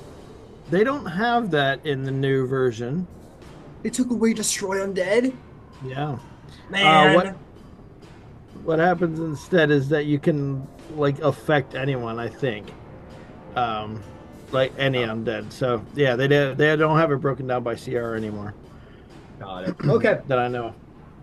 Um, so yeah, DC 15 for actually it would be it says each undead of my choice within 30 feet of me. It doesn't say anything about sight. So Yeah, understood. am I able to mentally choose the one that used to be here and isn't anymore? Yeah. I imagine this is almost like a little bit of a bomb for you, where it's like, I'm Yeah. doing it, and anything here doesn't matter about me. It's like, this is going to happen. This is like a bit of a bomb. So, yeah, if he's Except around, you're going to get Ed. affected. Except, oh, can you choose people not to Yeah, affect? it says of my choice, so I can choose Oh, not to you okay? affect it. You're gonna choose not to affect that. Okay, cool. In this moment, all of these ghosts get hit by this wave and sort of, and all four of them sort of screech. You all see this like golden glittering light across them and like around their head, as they all sort of like reel in fear and prepare to turn and flee the battle. Um, just to make our lives simple, does anyone wish to continue the battle, or do you allow them to flee? No, I'll let them free. Please. Let them go. I'm Okay, scared of so you, them. yeah, you're all like, holy fuck, and Chaplain bursts forth this energy, bringing a blanket of calm and courage to all of you as the ghosts shriek in fear of Chaplain's holiness, and turn around and fly off into the reaches of space or the various walls and vanish into the Ethereum. And the battle is won, thanks to Chaplain. They Well don't come done. back, as far as you know. All Just right. stand around, wait for the fear to subside, but yes, they do not return. Okay, and with that, I have to bow out. Thanks everybody for the partial session. I'll see you next week. All right, well done, Chaplain. Have a good one.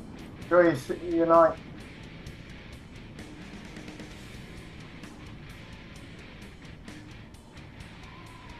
Chaplain drops the mic and just goes back to the ship.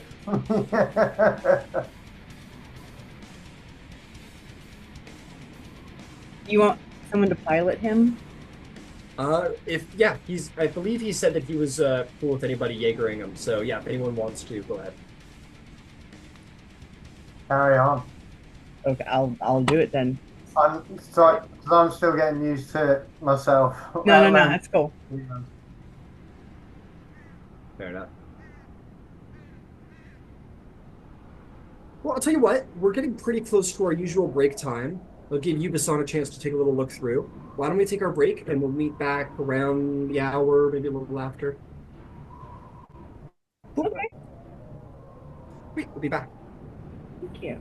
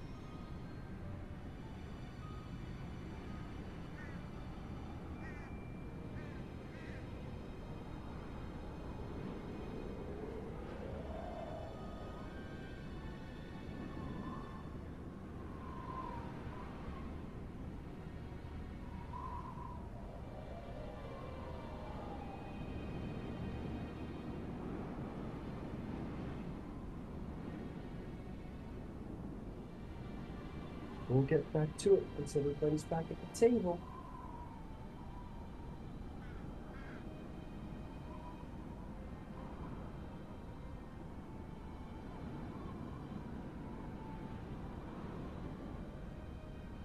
For a happy time.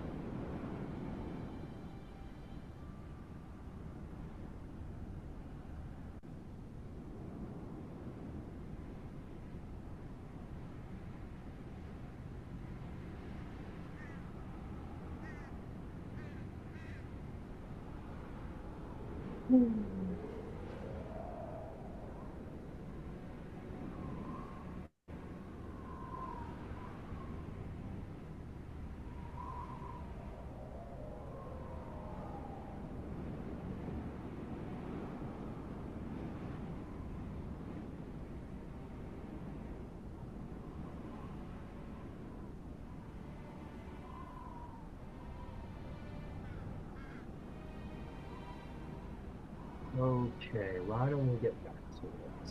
And Ed can be with us when that is ready. Okay. We pick up in the immediate aftermath of the battle. The power of Chaplain has scattered these ghosts from whence they came. But now, yeah, you all look at Ed, who is just too old to talk right now. He's just too tired, too out of stuff. But yeah, you notice that he is the fear is literally shocked the youth right out of him. Yes, Basan. Bisan is going to dismount and help Ed onto the horse. He probably needs legs underneath him and could probably use to rest his bones and yeah. Talk to the horse in my very way and say, okay, you have to be gentle because the captain's having a hard day. So walk softly and kind of pat it twice. Got it. This spectral horse made of solid bone and ethereal scales will try to be as gentle as possible. It is a labor getting Ed up on that horse. He is just beyond strenuous physical activity of any kind. I'm imagining Bisan and Arendelle like underneath him, trying to hoist him up. He's heavy too. He's a rock boy. Maybe we can get the horse to stretch out a little bit, maybe we can all work together. Yeah, you get him up there.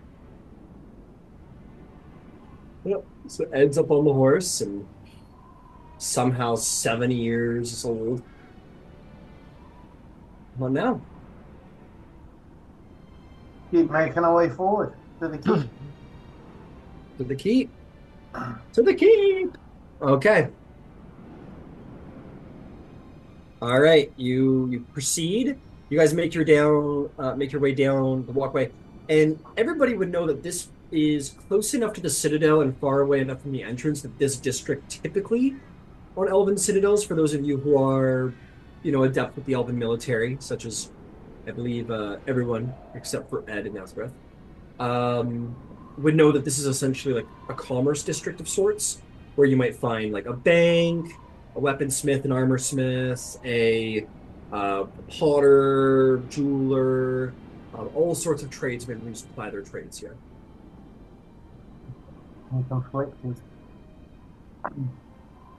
Yeah. Something in the back of my head that says, let's go loot this place, but then Amy says no. I'm not that man. I'm not that halfling anymore. But yes, for you, Arendelle, your position here was to find out if this place could possibly serve the Elven Armada, if it was possible to be secured for it or not. And yeah, you guys probably see Arendelle looking around, observing, taking stock of the place, the state of the buildings, the contents within, and so on and so forth. As I assume that's what you're doing. Yes. Okay. And you guys are just making your way straight up to the keep? Yes. Unless anybody else wants to do anything else. Fair enough. Make your way up to the keep. You see images of elven warriors standing at the gates. You, Arindel especially, might recognize both of the statues, but all of you would recognize one. One of them is indeed um, Captain Lunarbow, not the present one, but the late one. Is one of the two statues that stand at the gate, almost guarding the way forward. 10-foot tall statue in fine elven armor with that same sort of bright smile on his face and his ethereal eyes, his long flowing hair, and his mace at his hip. And the other one, I believe only you would really know. Lunarbow, you're probably given the sit rep. This would be like um, uh, he's an elven king who left Evermeet to reside over the admiralty of this citadel, and he kind of founded the citadel. So these two statues stand bravely at the doors of the keep. So I'll firstly point out the king, and just explain a little bit about him, and then I'll point to Lunabow's statue. And this one, obviously. And I'll stare at it for a little while till we meet again. Maybe a history check will give you advantage if you want to know why his visage would be here. So I'm interrupted. I think I got a little bit of lag today, so my apologies, anybody, if I'm 19 on advantage. 19. You know that Lunarbow actually saved the citadel once during the war. There was a massive Scrow siege, and hundreds and hundreds of elven lives were at risk. But Lunarbow made a daring frontal attack with his own ship, and it kind of caught everybody, and apparently the Scrow off guard. Just the sheer daring of the maneuver caught the formation off guard. A single ship made its way through the front line of the Scrow battleships and took out the flagship that held the commander of the attack.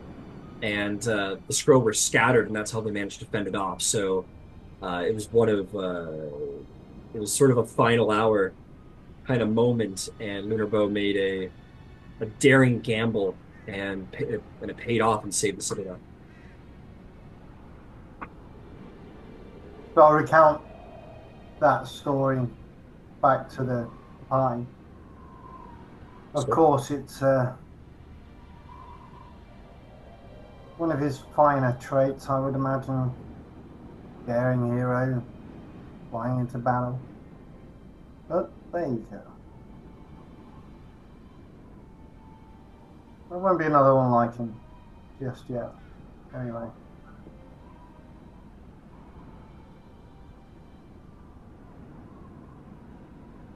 Anyway, onwards. Let's go. Onwards.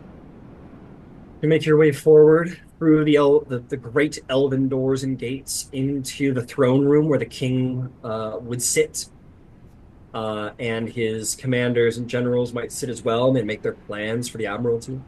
A fine interior,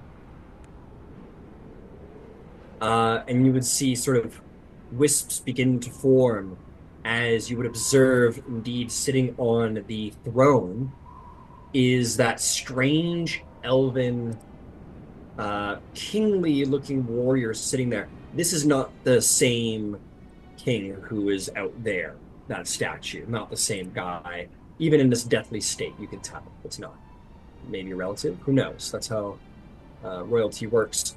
And he sort of sits upon the throne and says, "This is your last chance. Luck has prevailed you. But this place is kept for the elves, for the safety of the elven kind. The Alphen will remain safe, and the Seldarine will guide us to victory against you, slaves of the Mind Stealers." So I will just say to the party just to wait at the doors, and I will make my way up in front of the throne. Okay, you do so.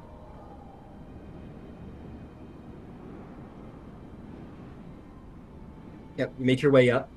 The king looks at you and says, "Why do you fight beside these traitors? They hold no blood of the Elven. They are not one of us. Would I know who this king would have been? Make me a history check. See if you. I will give you an advantage again because you are. This is very up your alley. Military history would make sense for you.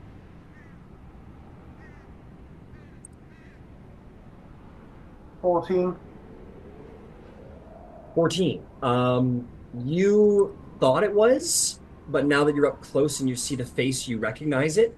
You were told the name of this individual. This was King and Admiral Ralonen is his name. Ralo, Jesus, you know what? Forget that name. That one's hard to say. Um, he is King and Admiral Fenlar. That's Fenelon. Fenlar. Fenlar. Fenlar. This is the son of the founder of this keep who accepted the admiralty of this place and through virtue of his divine lineage wasn't said to be any kind of pushover either. Was followed his father's footsteps fairly well and was capable of the job. Okay. All right, let me just find my Lord Fenelon. These brave souls that accompany me today are here because the war between the Elven Armada and the Scrow is now over.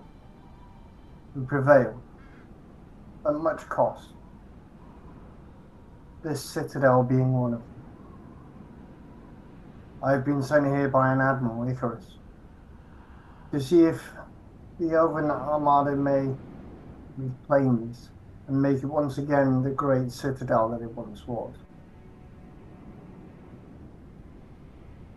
I'm here with this party, though, to try and find a relic that we greatly need to help one of the party. Captain Ed Jord.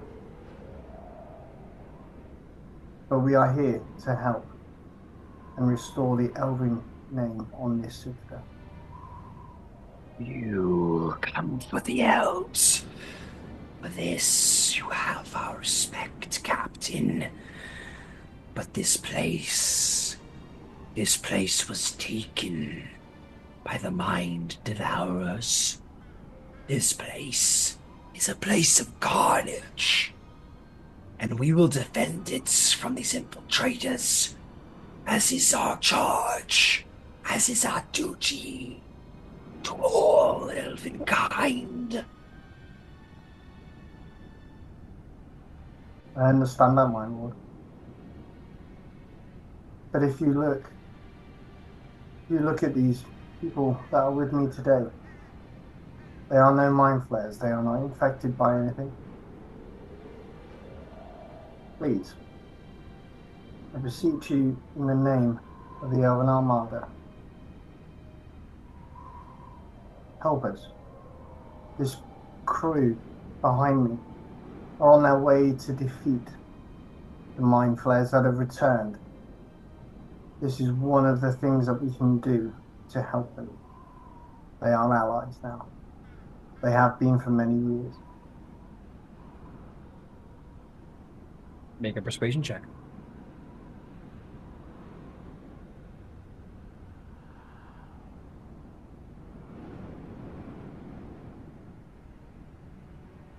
$16. 16. He looks past you at them. I want you to make me an insight check on top of this, please.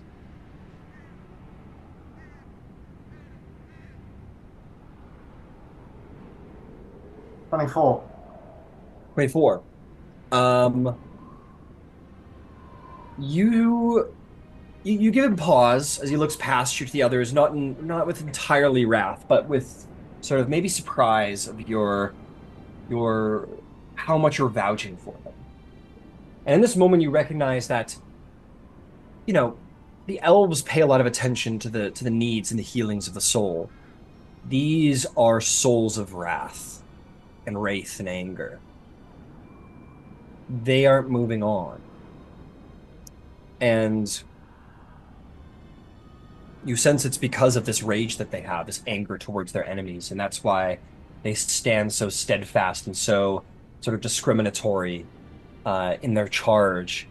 Um, they reap and require vengeance,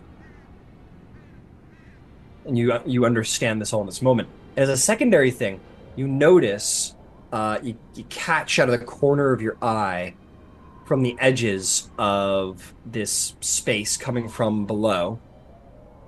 You see sort of in the dark, hands on blades, looking at you readily, is your crew. The elven warriors you're brought here. You seem to have kind of met in the middle, and they kind of like stand ready to sort of make a surprise assault if you command it. Um, so they're there. There's like two of them in the back pillars ready to strike if you were to give the command.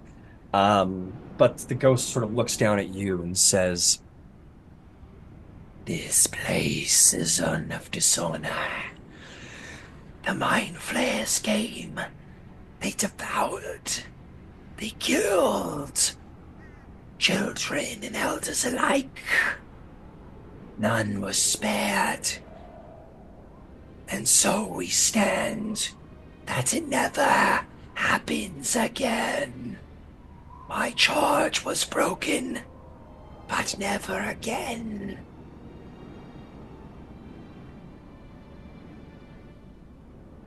My lord, we aim to bring back this citadel of Elfridton. I wish to ask you though, what is it I can do for you right now that will prove to you that we are willing and able to help you move on? I would need the death of mind flayers, that they never return again, for they have no heads. Our enemies must be destroyed, Captain. I charge you as Admiral of this place. Give me your armistice, give me your charge, that your duty is ours, that these mind flayers will be stopped. They will harm elven blood no longer. As it so happens, this crew was once captained by my brother, the man that has a statue outside this building. He was killed by a mind flare, and this crew took it upon themselves, before even meeting any of us, to seek out this prophet and kill him. Even so much so they named their ship the Prophet's Demise. So it shows you that they want the same thing as you, and now I, in their revenge on this prophet. So I give you my word that I will do everything in my power to make sure that they do not survive. make me a persuasion check. I will give you advantage because there is, of course, some visage of similarity between you and the statue outside.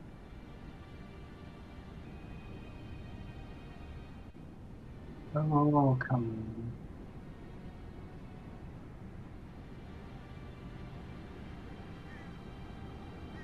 on. 15. 15. He leans forward in the throne at you. He looks at you and he says, "You have his face, not his eyes, for his eyes held starlight. But I see you have his face."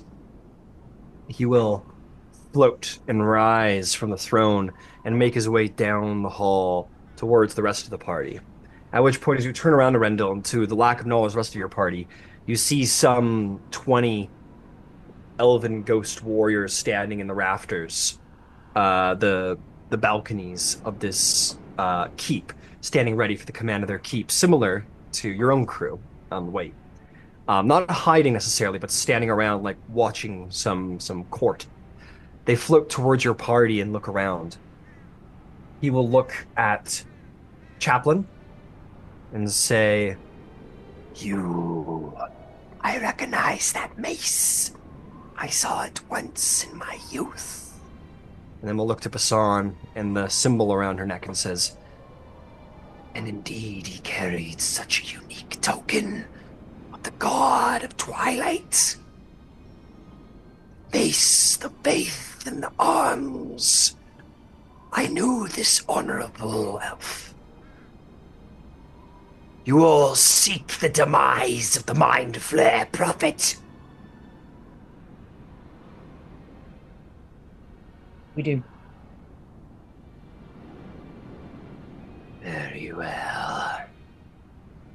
I shall allow this group of outsiders one day on this station no more.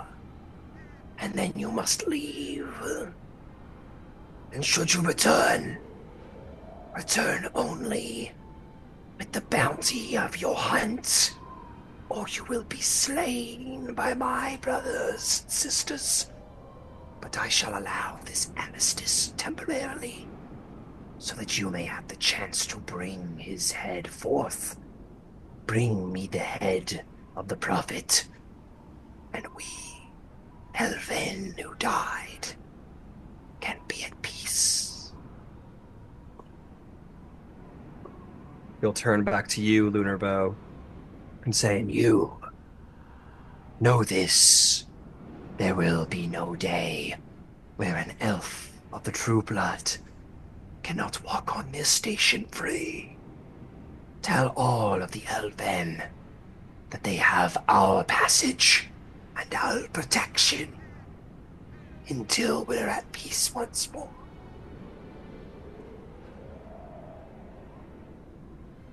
I will salute him. and Thank he you. will salute you back. Despite his kingly status over you, he will salute you back. And you will see all of the ghostly elven spirits of wrath and wraith sort of diminish into the Ethereum, along with the king himself. They'll just sort of fade away with the whisperings of the wind, and that sort of howling, that angry howl, quiets. Not goes away, but quiets.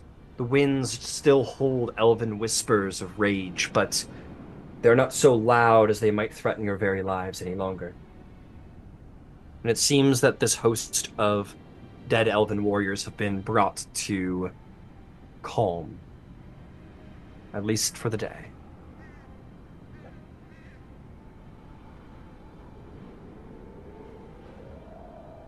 Okay. Crew of the Prophet's demise.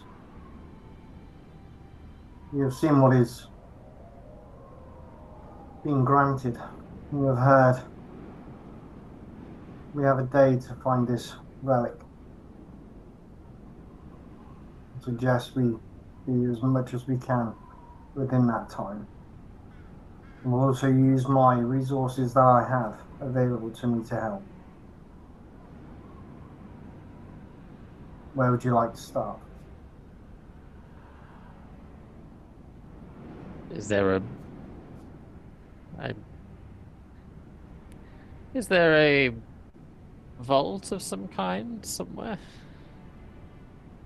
Or a room of particular significance? Sorry, Ryan.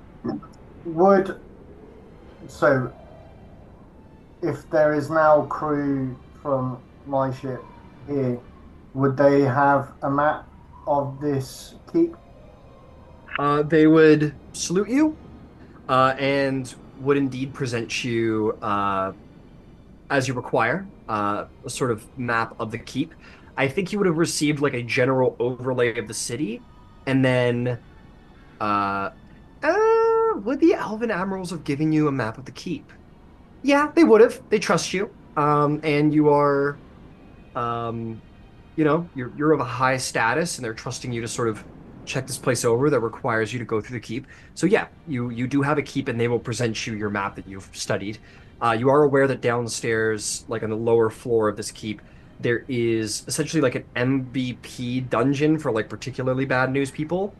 And there is indeed a vault that would be used for holding special items of interest, maybe dangerous items. Okay, so I'll lay this out on the table and I'll point everything out. Okay. This is where I think a relic of this statue would be held. Well, let's try the vault then. Begin there. All right. You guys make your way downstairs, and you might notice to your maybe momentary like surprise, the ghosts seem to wander now a little bit, just like in a little bit of a Hogwarts fashion, where they just kind of like move through the halls a little bit, and it is creepy where these you see these like elven warriors just like on the tips of their the tips of their boots, just sort of like floating, sort of lost in just like a trance of anger. Just sort of float past you down the hall now. Um, Not in any great numbers ever, and only when you sort of come around a corner will you spot one or two, and they'll move through the walls. But you do head downstairs. It does seem to be in part a planning room. There are certain gated off areas. There, a feasting hall, study hall. Um, you go even deeper down into the cellar, in which you would find more towards what you're looking for. You would find various advanced orreries that are not handheld by any measure. They're like large systems that would be used to track movements across planar systems. So across wild space systems. So this is like basically like a long range astral communicator and tactical map, essentially these things. Um, they're also living. They're partially these like living magical plants that are sort of like grown to create these like massive orreries. They're very interesting. Um, and yeah, eventually you'll find your way into this unoccupied room. No, save that. It is occupied. There is one ghost who sits at a table with like literally the back like third of their skull gone. Like someone just took a bludgeoning weapon and just took a chunk out of this person's head while they were alive. But this elven woman in sort of clerical robes, clerical as in like bank clerical, not religious clerical, sort of is just like working away with a pen that isn't there.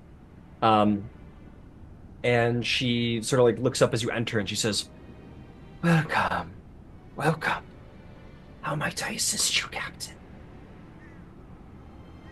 My lady, we are looking for a relic, one that is possibly of divine healing, something that people of well, people of our kind have had trouble attuning to.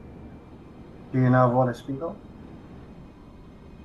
Make me a persuasion check.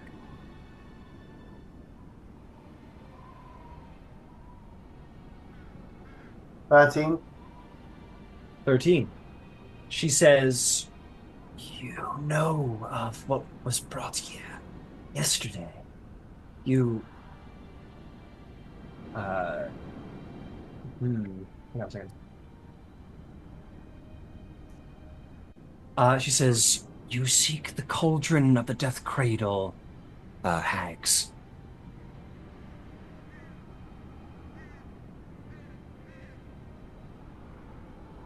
All right.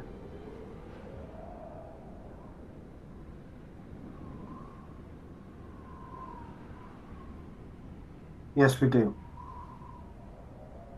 One of Very well. Yes. no, no. Yes. Very well. And she will make a note. Again, nothing actually appears on the paper. She has no quill, but she believes she is writing something down. She will float from her chair over to the back wall, and will take off of the wall. You see this ring of keys hanging off of the wall, and she like grasps at it and begins to move away as if she believes she has them, but they still remain on the wall. She walks over to the vault and like unlocks it with no keys. The doors do not open, but she moves through it regardless into the vault. I'll move up, grab the keys, and open the door. Cool. You follow suit, you open the door, and you are welcomed inside, where you will see that um, very, very magically enchanted on either door. Like glyphs of warding are usually not hard to see, but you get the sense that there's so many in place that they're kind of overlapping, and you're like, okay, that would have been a dangerous door to open. Glad we didn't do that. So you move in, and you do see a decent wealth, a pretty decent wealth of gold and jewels. I know the image is that it's like fallen on the floor, but it is all in like chests. A couple of chests are open, and you can see them all like stacked into fine sets of coins. There is gold, and it's largely currency. There's no like rings and jewels. This isn't a dragon's hoard. There aren't like rings and jewels and so on. But there's a lot of coin in here, a lot of raw coin. And there are a number of magically glowing chests. And she'll walk up to the one chest and speak something quietly in Elvish to the chest, and the light on it will fade in the real world. And she will gesture to it, and she'll say, The Death Cradle witches were beautiful, but they exacted their aid from a terrible bargain. They were believed to be green witches, healing witches, but it was not so. They served a Dark Master, and that Dark Master exacted a toll, and so they were slain, and their great relic brought here. Please, Captain, for yourself.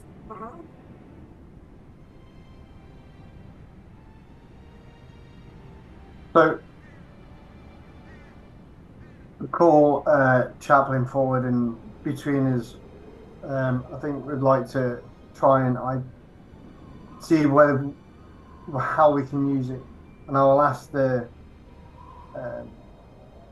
cleric or wherever she is there any written text regarding this? There are no texts, there are no knowledges that we have found, and none on this station who we have trusted with this have been able to utilize its power. It calls and has a will of its own. It calls only to a select few capable.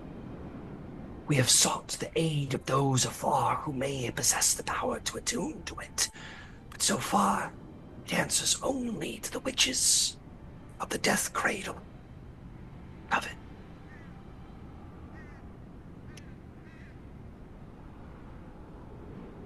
Thorith will step forward. I have kind of like glanced at the ghost. When it comes to matters of witchery, I am something of an expert, so may I examine the cradle? Well, the cauldron, rather. You are of the captain's design. The king gives you leave. And I'll have a look at the cauldron. You approach and look at the cauldron. It is a cast iron cauldron, but it is ornate and it is beautiful in its dark way. On the black metal, or it might not even be iron, it's a little brighter than iron usually is, but nonetheless, you look at it and you see it is embossed and engraved, not engraved, it's embossed with these images around the side of various women who seem to be plying magic. There's all kinds of iconography on the side. You may roll a religion check, Etherith, if you wish. I Sure. will give you advantage due to your unique background. Okay. I'm good at this. 23. 23. You don't understand everything on the cauldron, but you understand enough. You do see that there is showing depicted in a number of places, three women working together to ply a single trade, which is the way of the Witch Coven, and uh, is the way of Hecate. She is not explicitly depicted here, but often she is sometimes depicted as as a coven in and of itself. There are other figures on here and other symbols on here you don't fully understand. Um, some kind of armored helmet. There is a strange bird, uh, maybe an eagle. There's again a number of figures on here. It'll take a little bit of time to interpret, maybe go through some text. But off the top of the head, you do recognize the power of witchcraft on this cast iron pot. It is considered tiny. It could sit in the palm of your hands. Like it'd still be pretty big. You Yeah. probably want to hold it with two, but you could hold it with one. Um, do you touch it? Yes. As you touch it, you feel like you are the medium.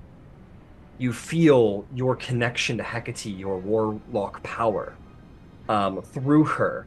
You feel in this moment she gives you, sort of slides through you, the magic power to connect with this cauldron. And indeed, you seem to be capable of attuning to it if you wished. I will give you one last thing. Through your religion check and through your attunement, you recognize that this is a very rare magical item that is capable of a number of powers synonymous with your matron. Uh, so I'm just taking notes. Yep. No good. I mean, no problem. No good. What the fuck? I think I meant to say no, you're good, not no good. Anyway. Etherith,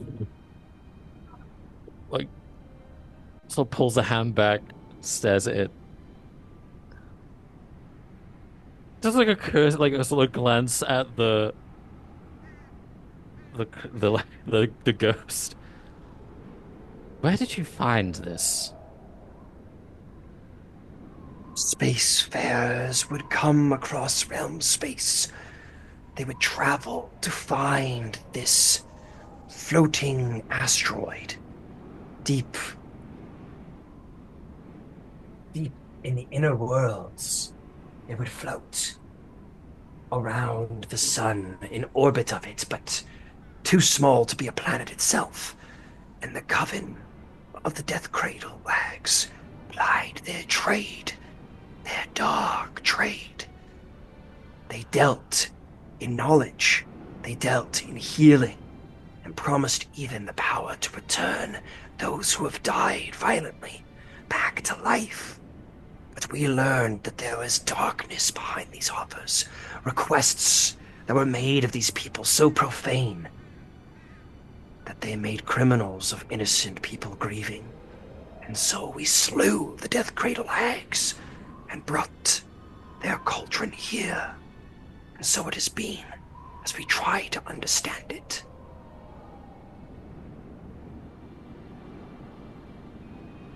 They hear that they were slain. Sort of Etherith just briefly flashes like teeth.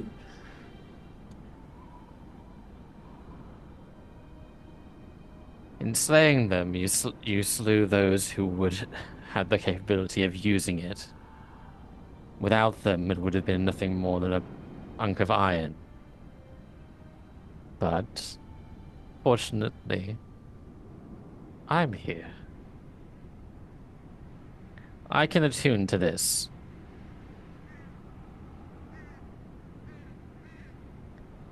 As you say,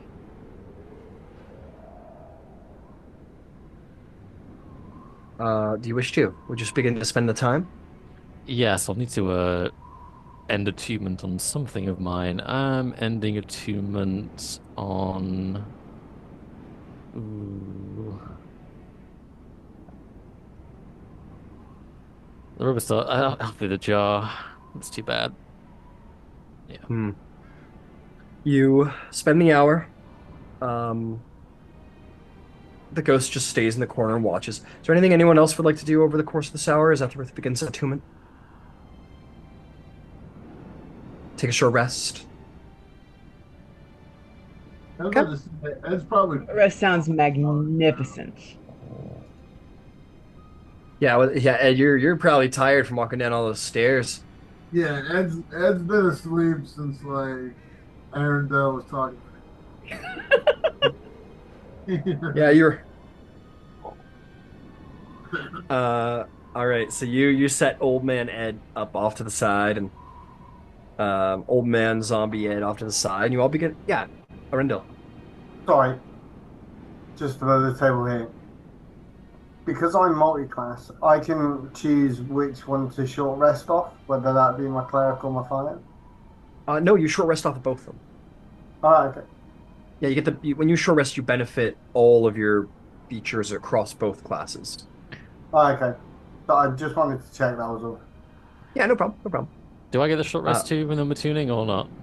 yeah, you would. I think the attunement rules specifically state that you would attune to it over the course of a Fair enough. short rest or the hour of long rest. So yeah, so if everybody wants to take a short rest and give it um, my brain just short circuited at the breath. Yeah, well, you will go harmed. Go ahead and take your hour rest. Everybody go ahead and roll hit dice and whatnot.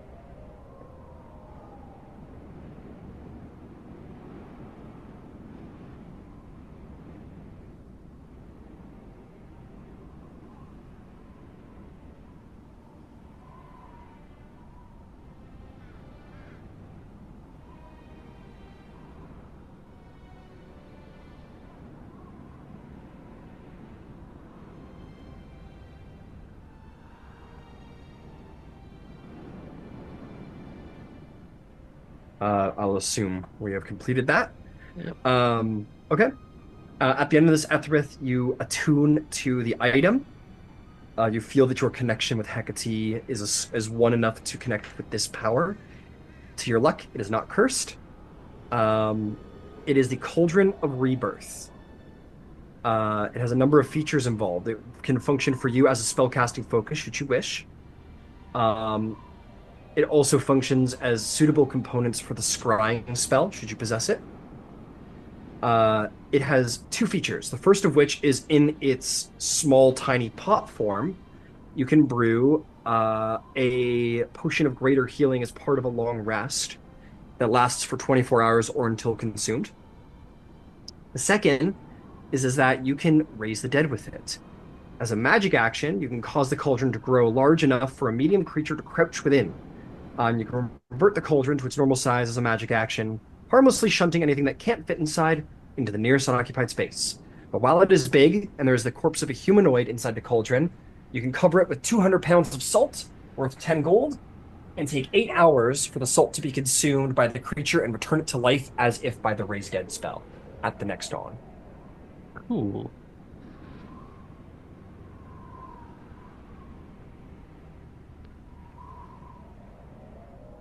Once used, the property can't be used again for 7 days. So it's got some juice. It's got some stuff to it.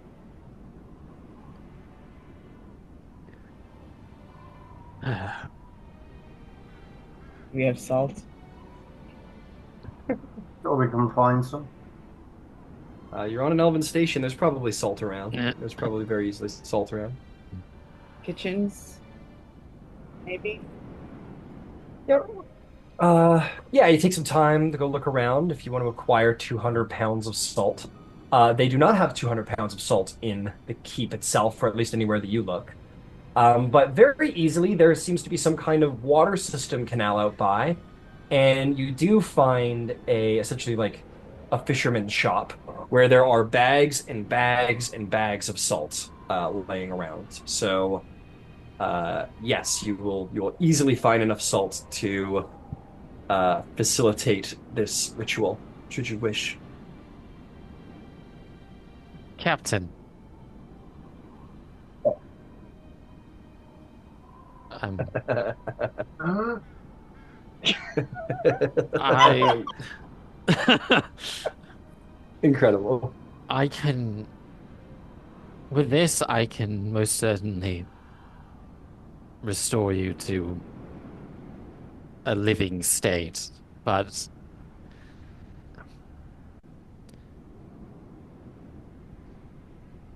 just like, if I raise him from, if I do like raise him from the dead, do I know if that will undo the aging or will he just come back as a 7-year-old? Maybe an Arcana check.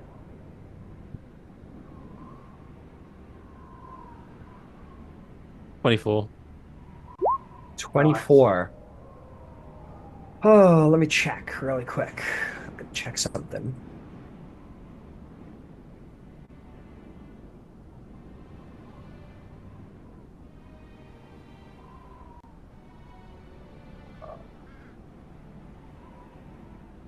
Um,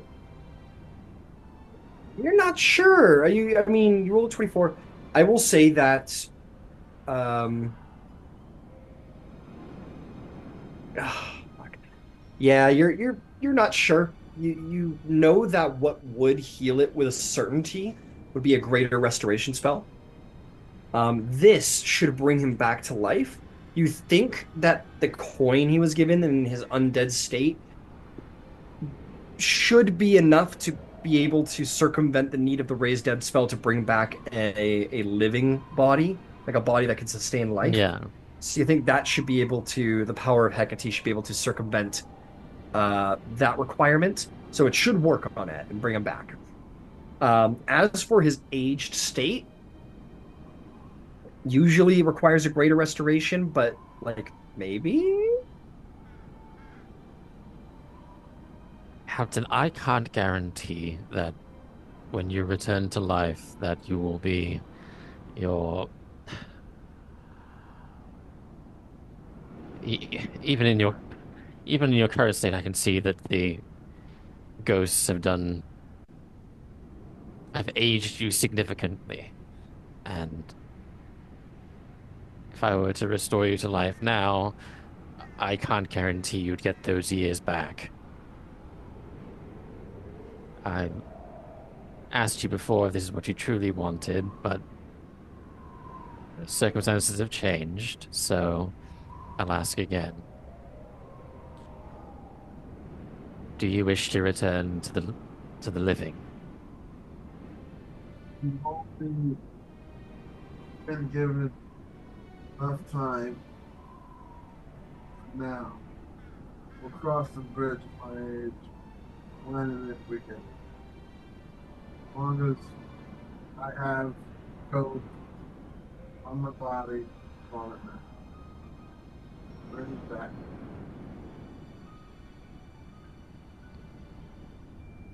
Very well. I look around. Should I? I'm not sure I want to do this in the. It feels somewhat insensitive to revive someone in the presence of all these ghosts. Perhaps we should return to the ship to do this. Very wise. There's just a few things that I would like to just do before we go. So, you care to take a trip around the Citadel with us while Etherith and Captain Ed do their thing? Yes. She falls in with him.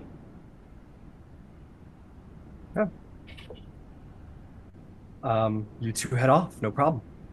I will say, Arendelle, those two elven guards are still with you from your ship.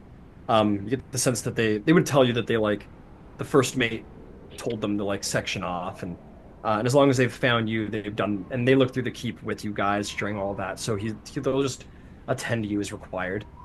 You can tell them, they work for you. You can tell them whatever you want them to do. Yeah.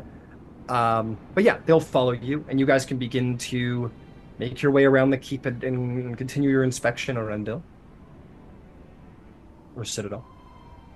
So I would most probably send them back to the ship so that they could send message um, back to the Armada.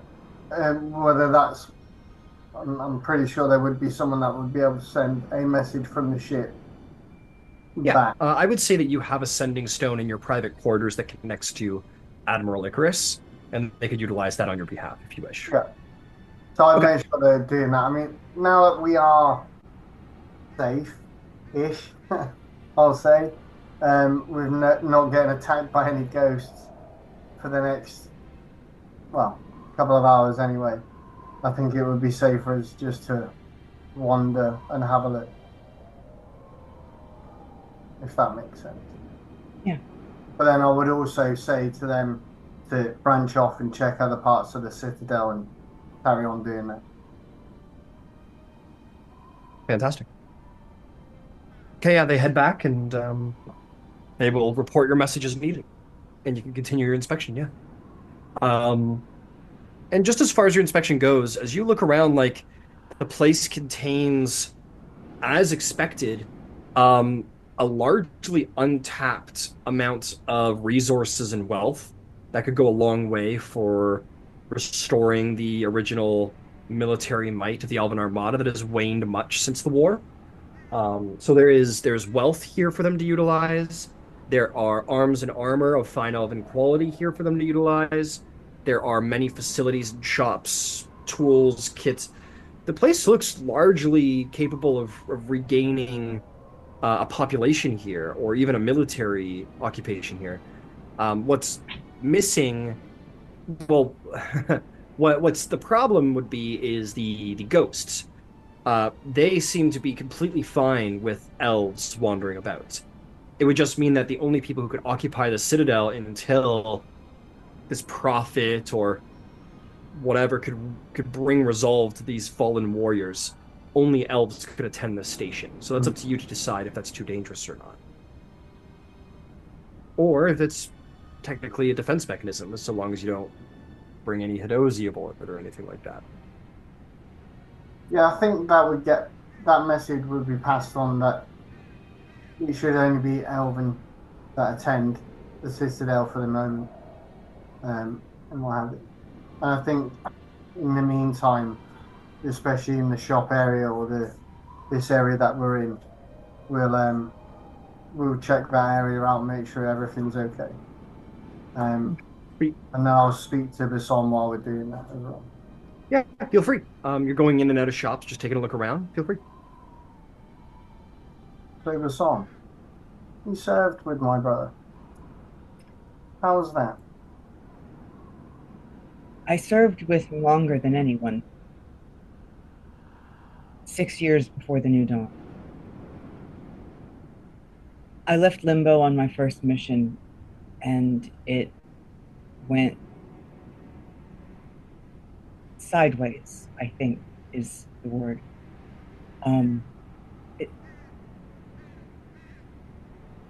Bad, more mind flayers. There were a lot of mind.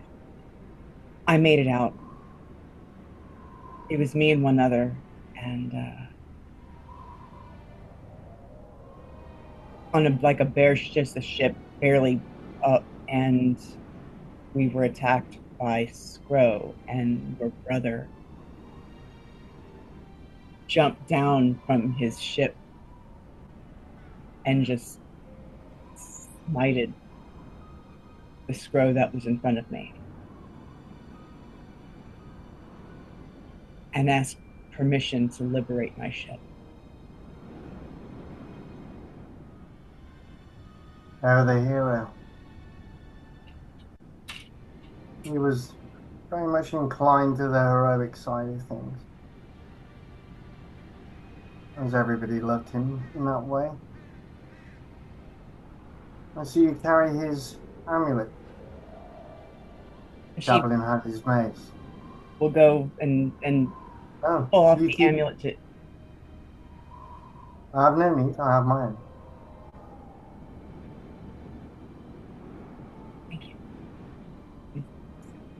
puts it back on. She's rattled at this point.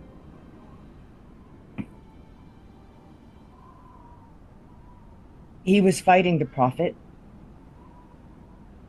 and I had three thralls on me, and the deck was on fire. Um, and a mind flayer added, and it got me, held me hostage, and he surrendered.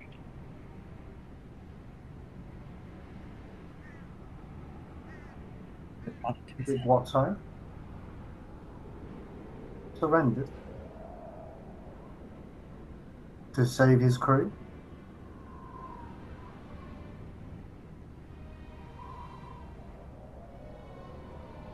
That sounds like him, to be fair.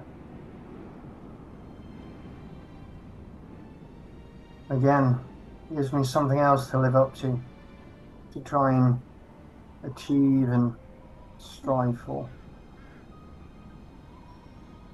I'm glad he had people around him that cared.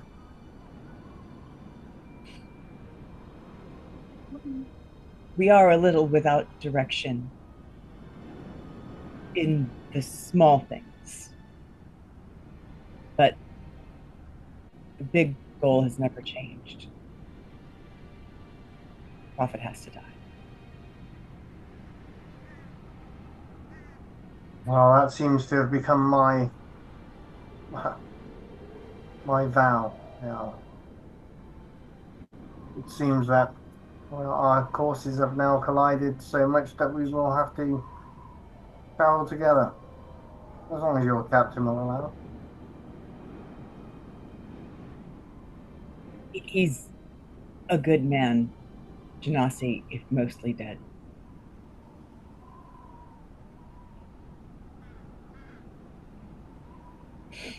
Well,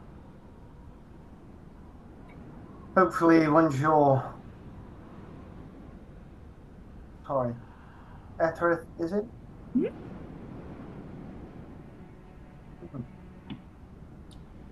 Very strange fellow.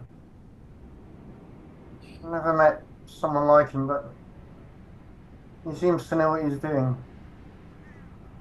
I take it he's a witch, sorcerer, something. Uses magic, it just sort of comes to them like birds to a druid.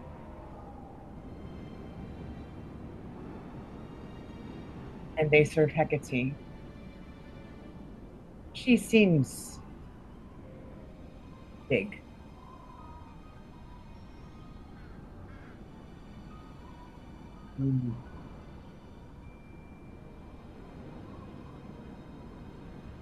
Well, we'll see how that one plays out. Anyway, well, thank you for your conversation. Thank you. And then we'll make our way back to the ship. Okay. Meanwhile, aboard the ship, 200 pounds of salt are being dumped into a cauldron. Um, okay. And sure enough, you succeed. I imagine you have the elves haul all this salt back to the ship. And yeah, Etherith, it's about that time. The difference between this and a normal ritual would be that Ed's gonna have to go into it conscious and alive, and he's going to have to marinate in there conscious and semi-alive for a couple of hours, for at least 8 hours or until the dawn. Yeah. So this is going to be grueling. Etherith will kind of guide the captain to the captain's quarters. Because Come on, man. We're up to the turtle ship. And, wait, that was last month. Sorry, Arthur. My memory is Well, you just hang on to the thought of feeling your heart beat again. How about that? Ah, yes, my heart. That's right. Uh, Sorry, my knees are back. Once we're in the captain's quarters, Ethereth will like enlarge the cauldron. All The right. most Star Trek shit and stuff. Yeah. Now, You toss that in there and start pouring it in. I think I have to like lay on top of him as well. Yeah, you're basically gonna bury him alive in salt in the Okay. cauldron. So this ritual requires you to spend, well, about 8 hours in salt. Um, so I strongly advise you try to just fall asleep because it's going. I don't know exactly how it's going to feel going from dead to alive while fully conscious. That's entirely new territory for, I think, revival in general. Um, I'll remain here the whole time, making sure everything's going as normal. And no matter how much it may start, I hope it doesn't hurt, but if it starts to hurt, you must just endure. Sure, sure, the literal salt on my wounds will make sure. Let's get me in there. Once all like the salt's in, Etherith will kind of take one last look inside. Ready?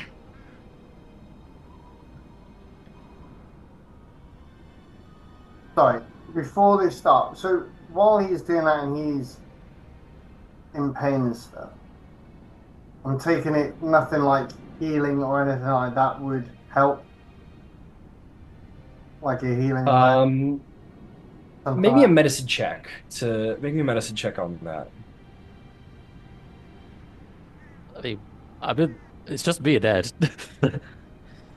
Yeah, that's a good point. It Yeah. is. It is just you guys are off inspecting the place, and that. Yeah, this is sorry, an no, Ethridge it's just ritual. a question. Sorry, Okay, yeah, no problem. it was only a six, Uh, so I wouldn't know anyway. okay, fantastic. Okay, Ed, jump into your salt bath, and they basically pour like the elves look at each other. They're like, "All right, whatever, fuck." They pour 200 pounds of salt into this cauldron, and Ed, you're crouched in this. It's uncomfortable. Pure and simple. It's uncomfortable. You're sitting in an iron cast giant cauldron that's only big at like you have to like basically have to be fetal position inside of it to fit inside of it, and you do, but you're also like your face is probably just like outlined so you can breathe. Not that you do breathe, but probably a little unsettling to be fully buried. But your body is just covered in salt, and you are going to sit there. It does immediately hurt. It's immediately like it immediately hurts pretty damn bad in your wounds where yeah you took necromantic damage and there's like open sores and wounds on you. It's horrifically painful at first. I'll say Chaplain is around. Chaplin's like, "Oh, that okay, here, let's see if we can help a little bit." And yeah, he'll do a little healing spell. And Was that the will just like Etherith the whole close. time is like just like staff down, muttering prayers to see and like magic incantations. Fair enough. And yeah, he'll do a little healing word on you and your wounds will close. So it's not like you're literally just throwing salt into your wounds anymore. And it's like, okay, cool. It's a little less painful. And we begin. We begin the 8 hours. And I gotta say, Ed, it's not great. It's not a great time. Not a great time, buddy. Yep. Um, so while you sit in there, the lucky thing is that you're an Earth Genasi, which means that your skin's a lot more tough, your body requires less hydration. You've never really been that dehydrated probably ever before. You are now. Very quickly start to get very thirsty. Um, the rock on your body, you feel rock beginning to segment and sort of like begin to almost like fall off of your body inside of the salt, cracking. You're very itchy. Uh, Salt burns begin to sort of set in after a couple hours. You start to take on chemical burns, essentially. Start to. It's bad. It's bad. I don't know how else to put it. I'm Um, getting your cold. body, yeah, your body begins to dehydrate. At a certain point, Ed begins to sort of like cough, picks up a cough, and then you start to feel like pain in your lungs, Ed, and you eventually begin to suffocate. Uh, does anybody pull Ed out of the cauldron as he begins to suffocate? You can't pull himself out at his age, but he begins to sort of like he's like he's like crying in pain and like coughing and blood's coming out of his mouth and he's suffocating. Did you pull him out? Has it been 8 hours Magic's yet? working. Nope, it hasn't been close to 8 hours. Um, Oh, no.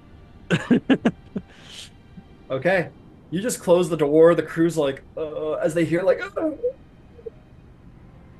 and Ed expires. Ed, you expire in the salt. You because that's fucked. What you're doing right now, especially as a an old person, I think you just kind of go into shock. And that's that. Um, and you watch as Ed's body continues to dehydrate and dehydrate until it's just like gaunt, and his like eyeballs just sort of lose all moisture, and his face just kind of like sinks in, disappears behind the salt. And yeah, you want to go to you want to go maybe go get some sleep because this won't be done until the dawn, uh, which is going to be a couple hours.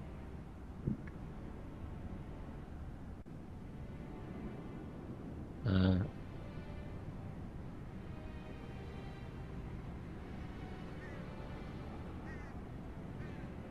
Ethelred sleeps in the kind of like he doesn't how he would never sleep in the captain's bed, so he's like essentially just like leaning against the captain's bed, watching the cauldron, and then kind of just drifts off. Okay.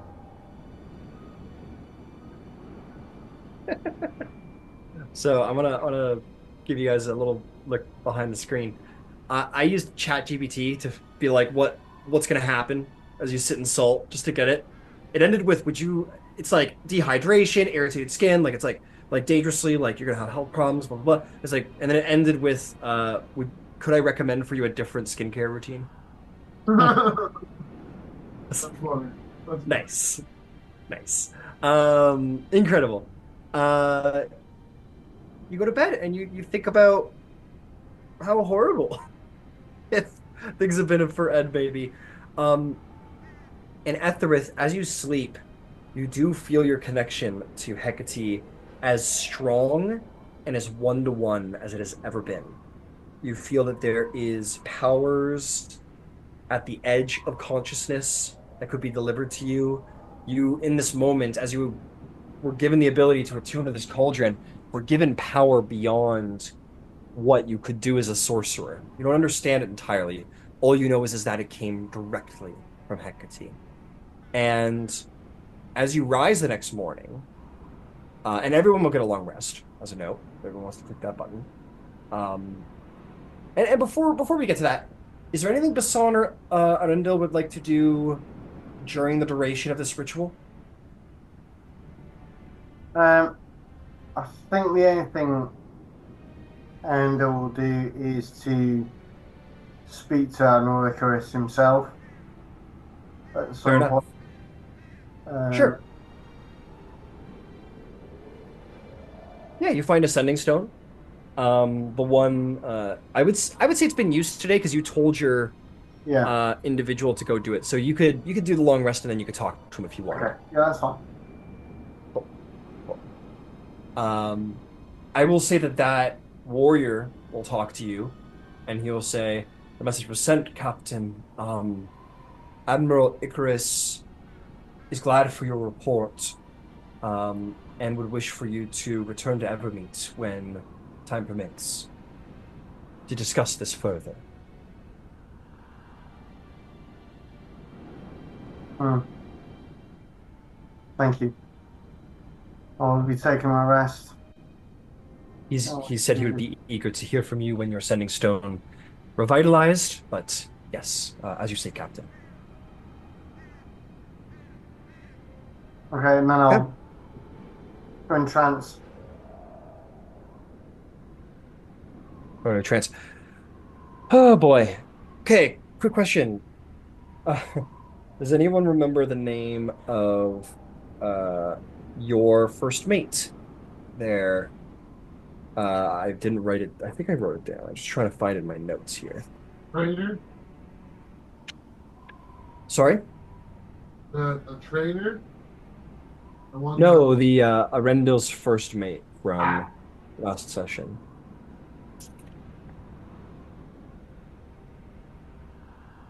We'll say no. Uh, I don't yeah. remember that down. Damn, I thought I wrote it down somewhere. I always write it down. That's weird. Okay, whatever. It's all good. She'll just get a new name. Lucky her. Who was got? Okay. Sorry. Okay. Uh, okay. You all awaken the next day, trance complete, long rest complete. Ethrith, as you feel this connection with Hecate, like she were just in the next room, you awaken to feel that it is gone, along with your attunement with the cauldron itself.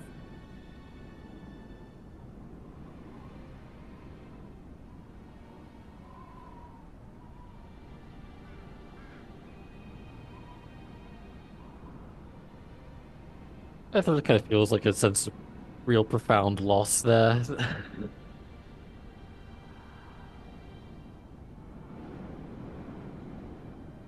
And then sort of gingerly goes to check the cauldron. Okay, kind of peek in the door. You notice that it isn't filled to the brim with salt anymore.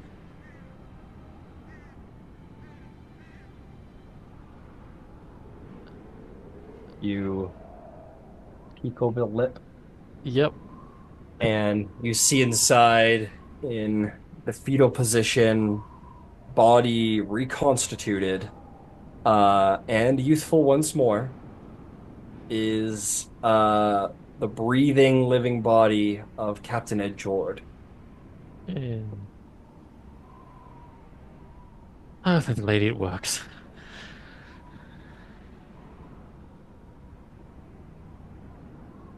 And Pretty to close. make it a little easier on Ed getting out, because this is really uncomfortable, I'm just gonna use like a vortex warp just to not get him out of the cauldron without him to like. Yeah, well, you could. We'll say that the cauldron. Here's what we'll say. We'll say you find Ed sitting, laying on the floor because now that you're Oh unattuned, yeah, it would become small again. yeah, I will. You find basically like Ed in the fetal position, laying on the ground, asleep but breathing, and sort of like curled around the tiny pot that was the large cauldron. Uh, In Ed, that, you died horrifically. Like the explosion was pretty immediate. It was a pretty like you didn't know you were gone until you were gone. This was like hours of excruciating pain and then eventual death, which was terrible. Um, I have a question for you though. Would you have wished to have returned? Of I, course. Okay. absolutely. Then indeed you return. You are back up to a -4 penalty, but that's it. That's your only detriment that you're getting right now is your -4 penalty. That will go away with every long rest you have after this. It'll go to a -3, then a -2, -1 until it's gone. if the captain's still asleep or unconscious, I want to take the cauldron and use the robe of stars to go to the astral plane. Yeah, you like pry it from he's got it like there, and you go in to pry it from him like you're trying to take a toddler soother in the night. Go ahead and make me a sleight of hand check. Oh boy, this is a straight roll. 13. 13. What's your passive perception, Ed? You're unconscious, so it'll be lower, but what is the base? 14. Uh, you'll get it, Ethrith. He's asleep, Okay. so it's his DC it would go down by 5 because he's unconscious. Fair. And you manage to pry it free from his fingers and vanish as you do. All right. Let's do Mars. You are going to. Ah, shit. The astral passage. That's right. Do, do, do. Just there we go. Okay. I assume you're going back to the place you were before. Yeah. Okay. You appear here and you wait for a time I'm not until necessarily waiting for her. If I don't, I have like Okay. a thing I just kind of want to do. Sure. I go to where I usually stand, though. Okay, you go to where you usually stand, and indeed, she doesn't arrive by any immediacy. And I set the cauldron down.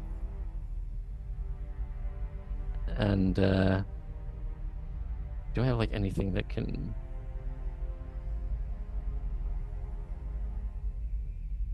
I kind of just like use my staff to kind of scroll out just is it four symbols, I think it is. I draw out like a little key, little candle on the ground, a serpent, and a dagger, and then I head back to the material plane, Okay, leaving the cauldron behind. Leaving the cauldron behind. Fair enough. You return. As you return, you sort of stir as you hear the sort of metallic on sharp claw tapping of Ethereth's feet falling close to you, and you kind of wake to that ting, ting, ting, that sound of like nail on metal, not screeching by any measure, but still. And you sort of find yourself awakening to, though a very sore body, not so much that your body, let me interpret that, not so much that your body is sore, but just that like you're not synchronized to it, if that by any sense of the measure. Like your soul has just been rattled around and damaged, and it feels uncomfortable. And as you awaken, the ritual will work, and you will come back. There's no issue there. But I do need you to roll me a wisdom saving throw to see if there's any consequences to your return. Nat 20 after a 4 and a 3. Thank God. Very nice. What's your total, though? 21. Ooh, a beautiful nat 20, but it may not be enough, my friend. You're gonna go take a look. I'm gonna take a little quick peek in our book My to own see. age, 50 years. Yeah, death is it's complicated. Trying to fight off death. The body doesn't like it too much.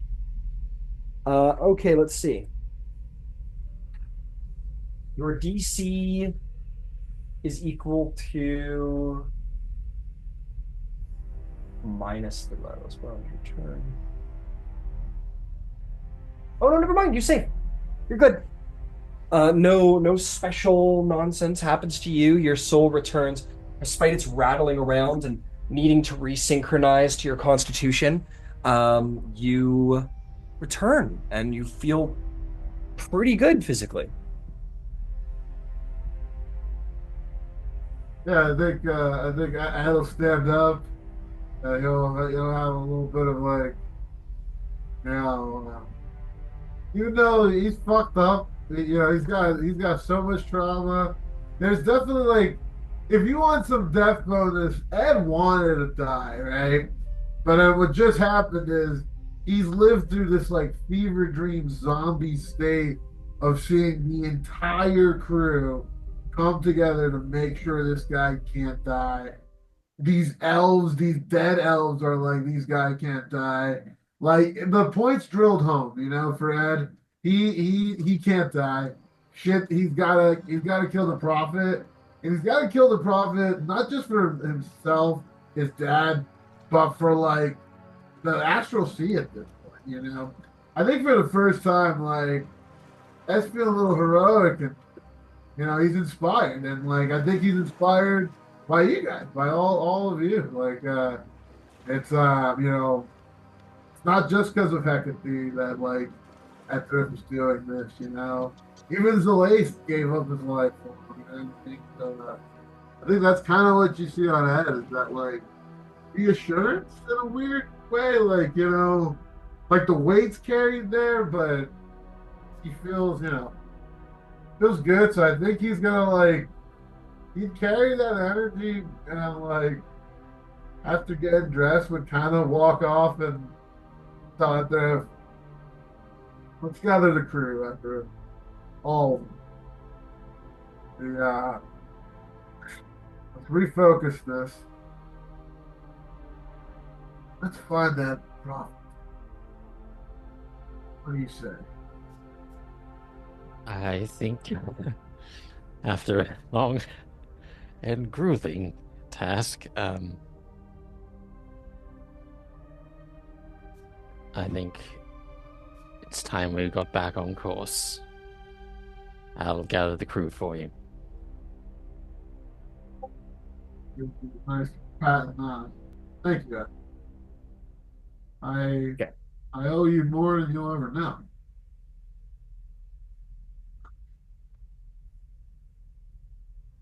You set about gathering the crew. Sorry, I don't mean to interrupt. If you're keep going.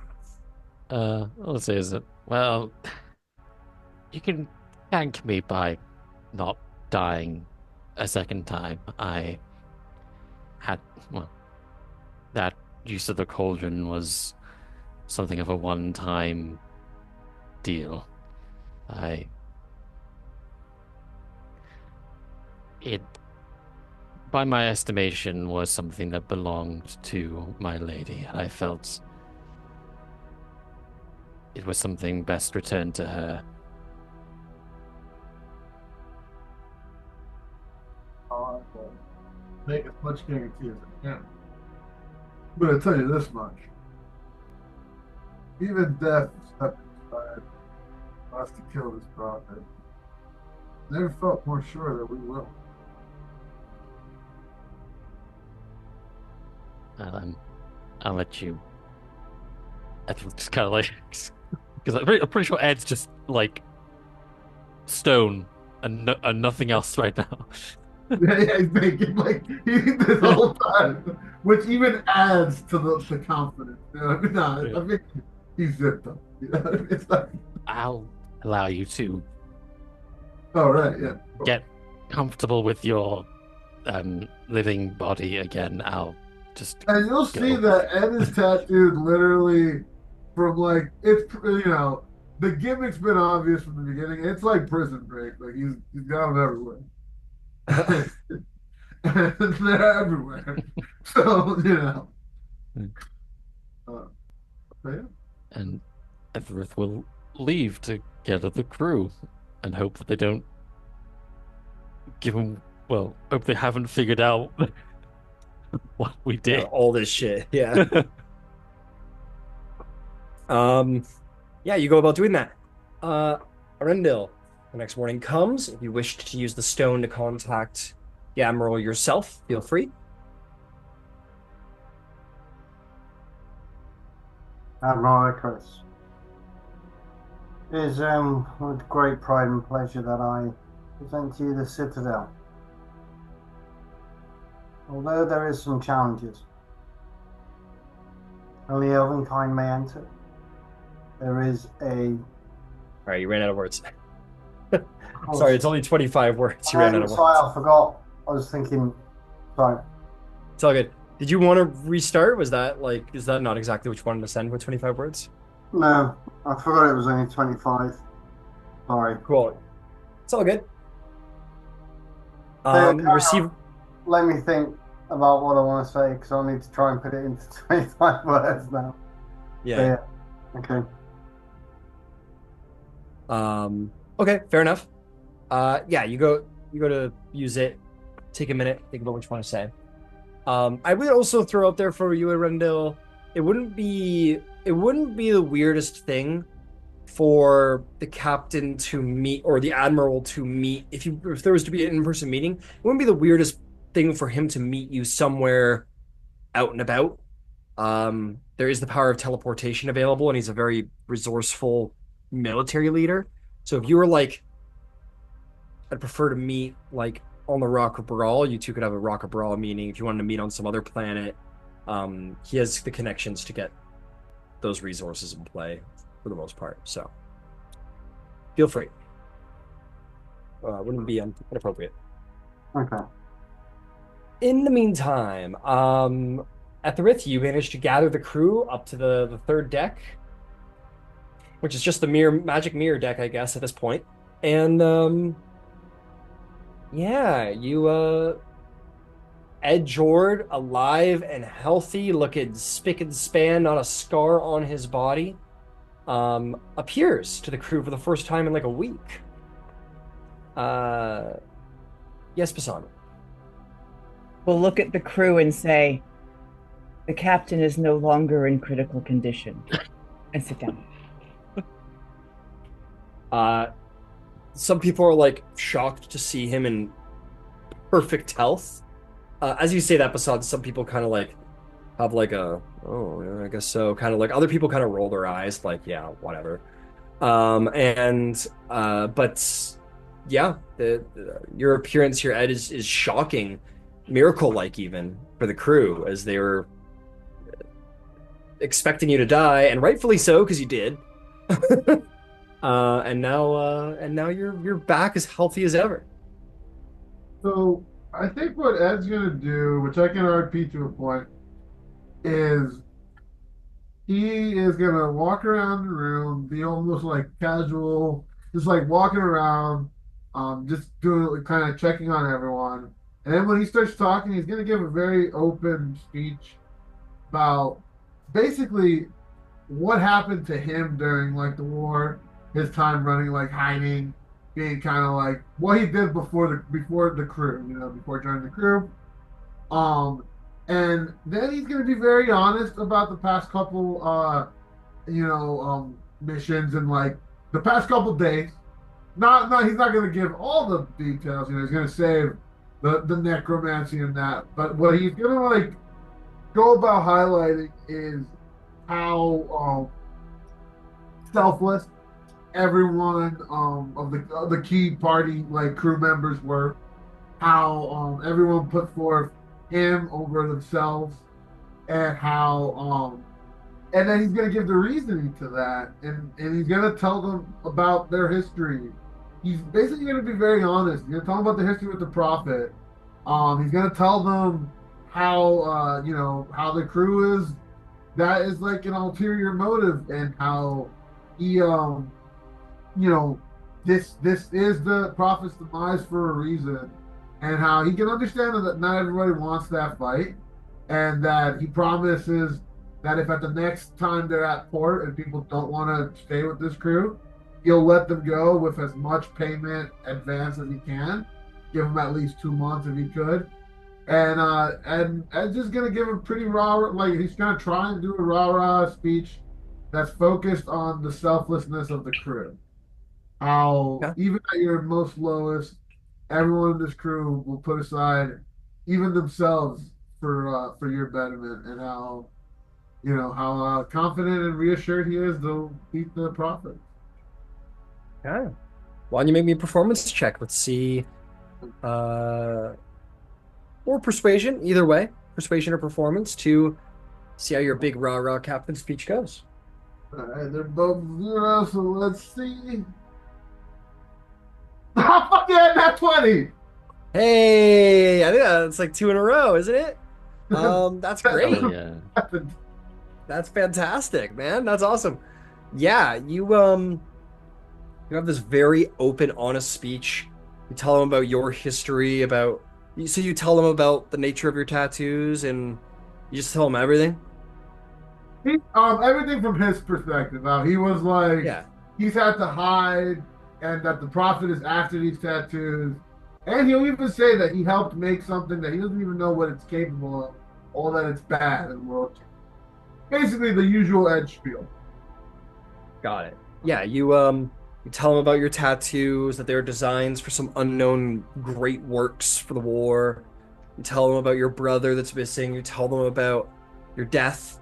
You tell them about the last job. You tell them about what just happened on the Citadel, about Arendelle, about Lunarbow, about the prophets. You tell them everything, and it can go two ways when you're honest, because frankly, it sucks, but honesty isn't always rewarded.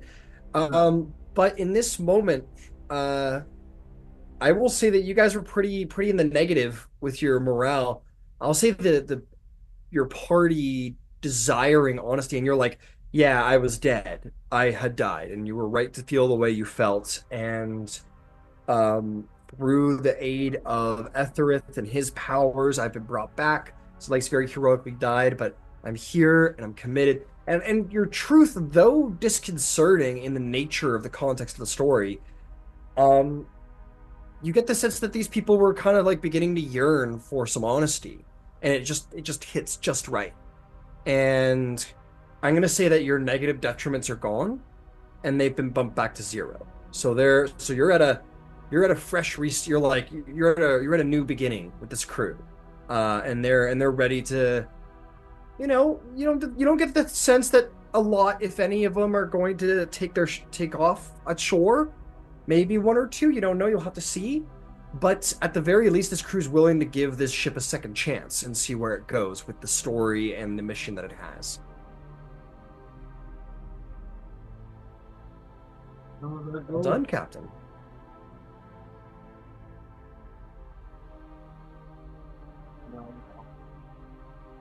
I think after like the crew disperses, the initial crew, who are left Yeah. behind with San after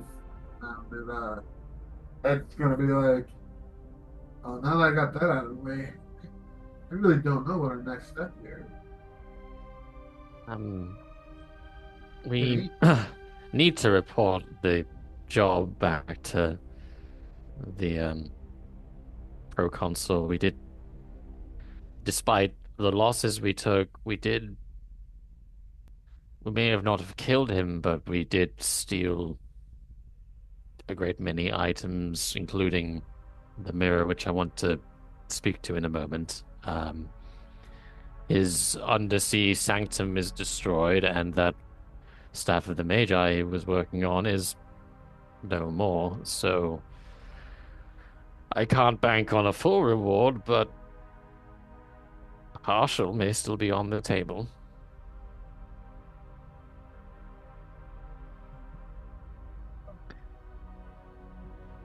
And I do suppose, well, if you're someone that's being hired, that is being targeted, I don't imagine. Almost like so. Imagine we'll be fine going back there. Can't hear you very well, Ed. Oh, I imagine if you're someone that's been targeted and killed, I don't imagine you're going to be very public about that fact. So we'll be sure to be fine if you go wrong. As far as our more main objective is concerned, Ethel will go up to the mirror. Here it goes. Oh, We've been shit. contacted by the priests. I just remembered. I'm sorry. The priests have something for us on the Rock of Froth. Well, Return to Saloon? Yes, they contacted us right after you died. I forgot until just now. Well, we can speak to them when we get back, I suppose, but let's... I'd like to at least try something. Mirror, mirror on the wall, Yeah. show me Ed Jord's brother, who we seek above all. Oh, it's been so long. Give me a minute. And he's gonna take a minute. I've never seen this person before. He goes, you got a watch, you got a shoe, you got a clump of hair, you got what do you got? I look back to the captain. Memento, a locket, a wedding ring. Ed's Tinker's tools were his brother's last name. So like, you hand them to him. He goes, okay, cool, cool. Let's see what we got. And the mirror begins to become sort of foggy for a while, for about 10 minutes, and then you don't see anything, and then it kind of fades away. And he goes, huh. He looks down at the tools. Goes, you haven't been using these tools, have you? How did you use these tools a lot? all the time. Oh, yeah, it doesn't count. It's your tools now. For the sake of what I do, they're yours now. You know what I mean? Yeah. Okay, so that didn't work. Try again tomorrow. Yeah. See if you got anything that you haven't like rubbed your face against every day for the last 3 months. All right. Yeah. I like the mirror. Is it possible to scry someone else today, or is that all you've got? Sure. Shit. Let's do it. This is more of a... Let's call this shot in the dark. I'll take out the brain jar that I'm no longer attuned to, and I'll say, mirror, mirror on the wall, show me the prophet, the illithid who must fall. Oh. Okay. Let's do this. And he will. He'll go for it.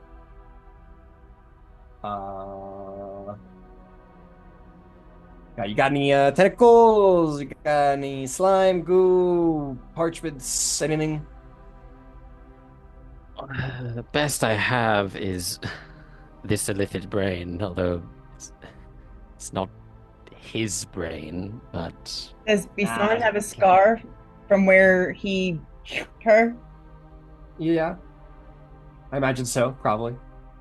Bisan will throw her head back and said he did the thing here.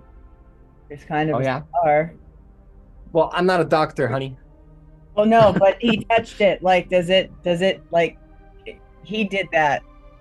No, I'm sorry. I don't. It was We're a nice try. trying. It was a nice try, but We're no, trying. unless he's got a tooth lodged in there. He feels sorry. around.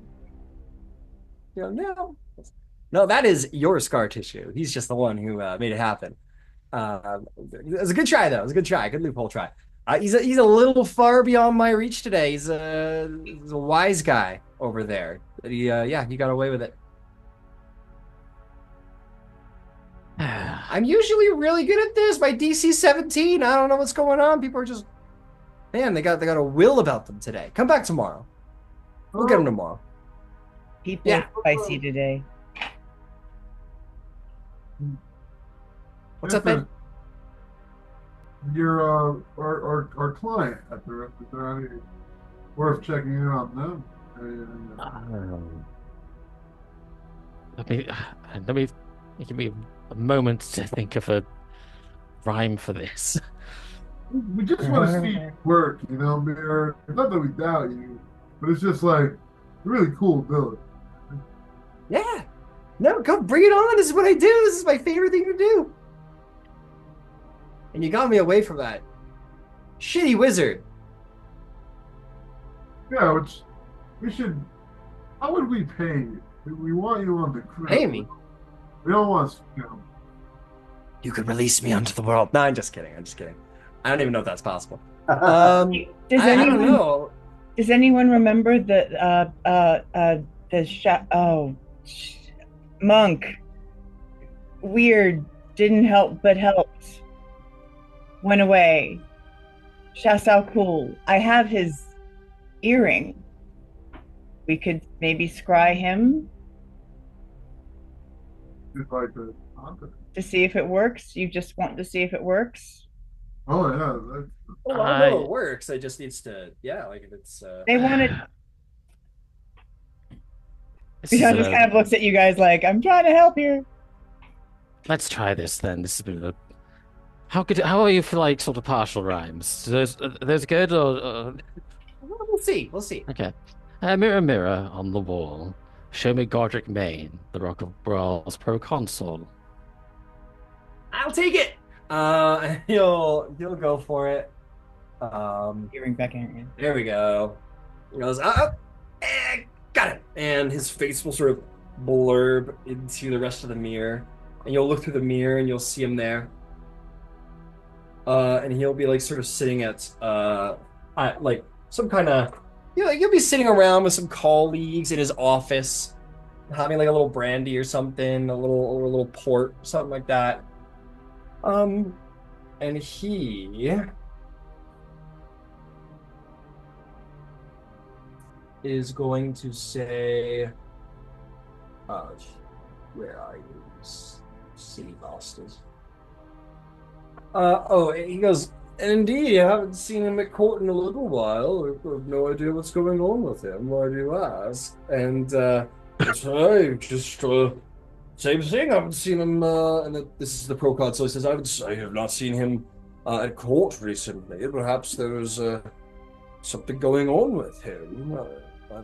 I've actually heard that he has been a little spendy with his money. Actually, perhaps he has financial issues.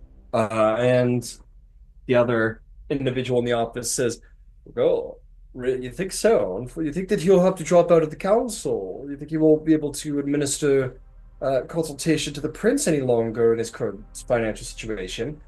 Proconsul says, "One can only see what will happen in the coming days, but I know that he happens to have a habit with overspending, so we'll see." And the other one goes, "We'll see," and they like tink glasses and kind of and with that the vision will end after 10 minutes of viewing in on, and there's filler in there as well, but that's generally what you get out of their conversation. He goes, "Okay, how was that? You happy?"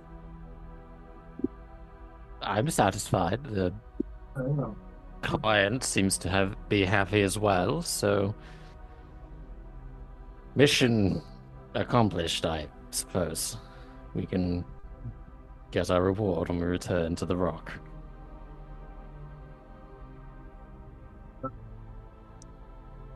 Something's brewing in the rock brawl. That's real, I want this client's reward, but I'm just partially worried if we get is we take one reward, how much in bed are we getting? Well, he wanted discretion, so our association with him will certainly not be a matter of public record. And to be quite truthful, if there is something brewing, I would, in my opinion, strongly urge us to stay the fuck out of it. Likewise. All right, that if discretion is on the menu, let's head to the Rock of Brawl. You people to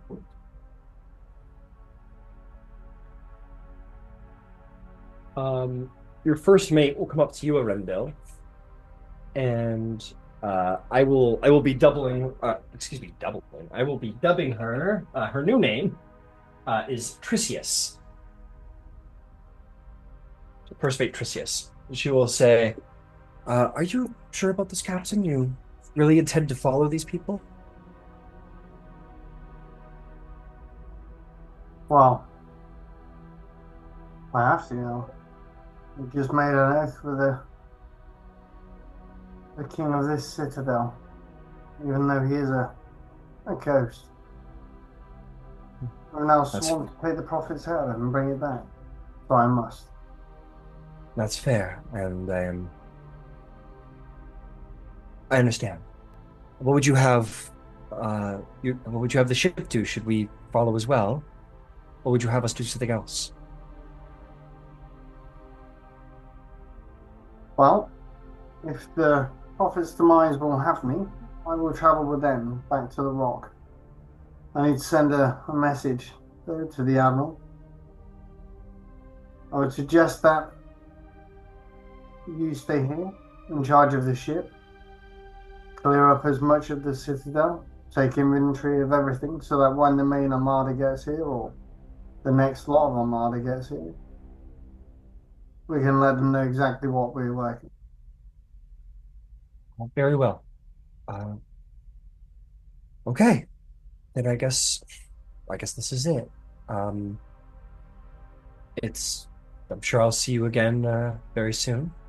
But it's been an honor serving under you, Captain. And we'll see you soon. Christmas, you're the right person. But if I need you, be ready. Because I may call upon you at some point. I'll be ready, Captain. You need only call, as always. Just remember, this is only temporary. But I know you will do. I'll do my best, which is pretty damn good, I like to think. Yeah, we'll see you in no time. As always. And she'll bow respectfully to you, and she will become the new captain of your ship for the time being. Well, she'll remain first mate. She's acting captain. Yeah, your ship will stay here, and she'll give the order for the various troops to sort of fall out into the city and begin to do what minor works they can to get the place ready. Yeah. Fantastic. And you may seek out the captain of the Prophet's Demise if you wish. Yeah.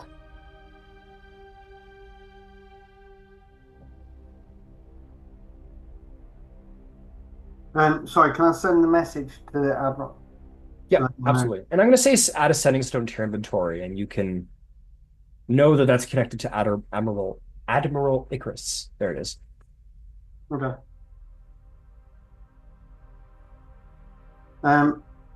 So I'll send the message. Citadel safe for Elven only. We need to talk in person. Meet me on the Rock of Brawl. I will I will say that you get basically his assistant. You get his secretary, who basically gives you like a time and place on the Rock of Brawl. Uh, uh, uh,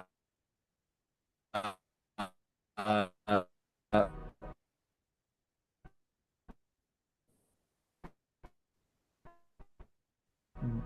you guys are pretty close. Nice. Yeah, and you will yeah, so you'll meet with the Admiral. Yeah. Okay. Yeah, and if you wanted to go seek out the captain and make your request, by all means. So go and find Captain Ed. Captain Ed, it is good to see you well again. Thanks again, Captain, for your help. I'm happy to meet you in my actual state. Well, I have a request. Please, by all means. With hearing your story of why you are now the Prophet's demise, what happened to my brother, I wish to join you on this journey. I've also now taken a vow to free the ghosts of this citadel by helping slay this prophet. I am now have a vow of that. And I think the only way that it's possible for me to achieve that is to help you, if you'll have me. Of course. What would become of your crew? My crew will stay here and they will guard the citadel and make sure that everything is running as it should be in inventory and the like until the armada is able to come and start working. Well, in the final fight, I'm sure we'll need every hand we can. Be happy for welcome to the crew. As far as I see it, this fight is much yours. Can't hear you, buddy. As far as I see it, the fight's much yours than theirs out. So, please, welcome. Well then, Captain, if you will have me, please do not refer to me as Captain anymore. I am part of your crew. Hold on, I go to you to give a name. He offers his hand. Welcome. They will take it back. Shakes it firmly. He's like, make sure to get yourself acquainted. We have an elven pilot. Never know. And there's not that all elves know each other.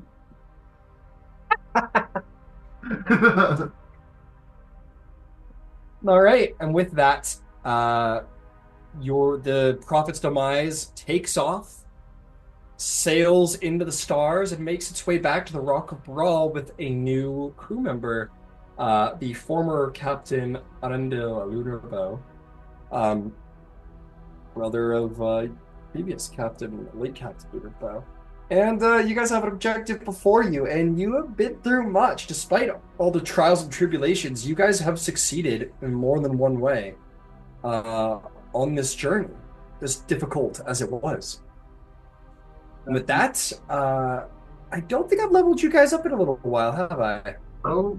Been a minute. So why don't we level up? Let's take a level, and we'll end the session there. Hey. All right.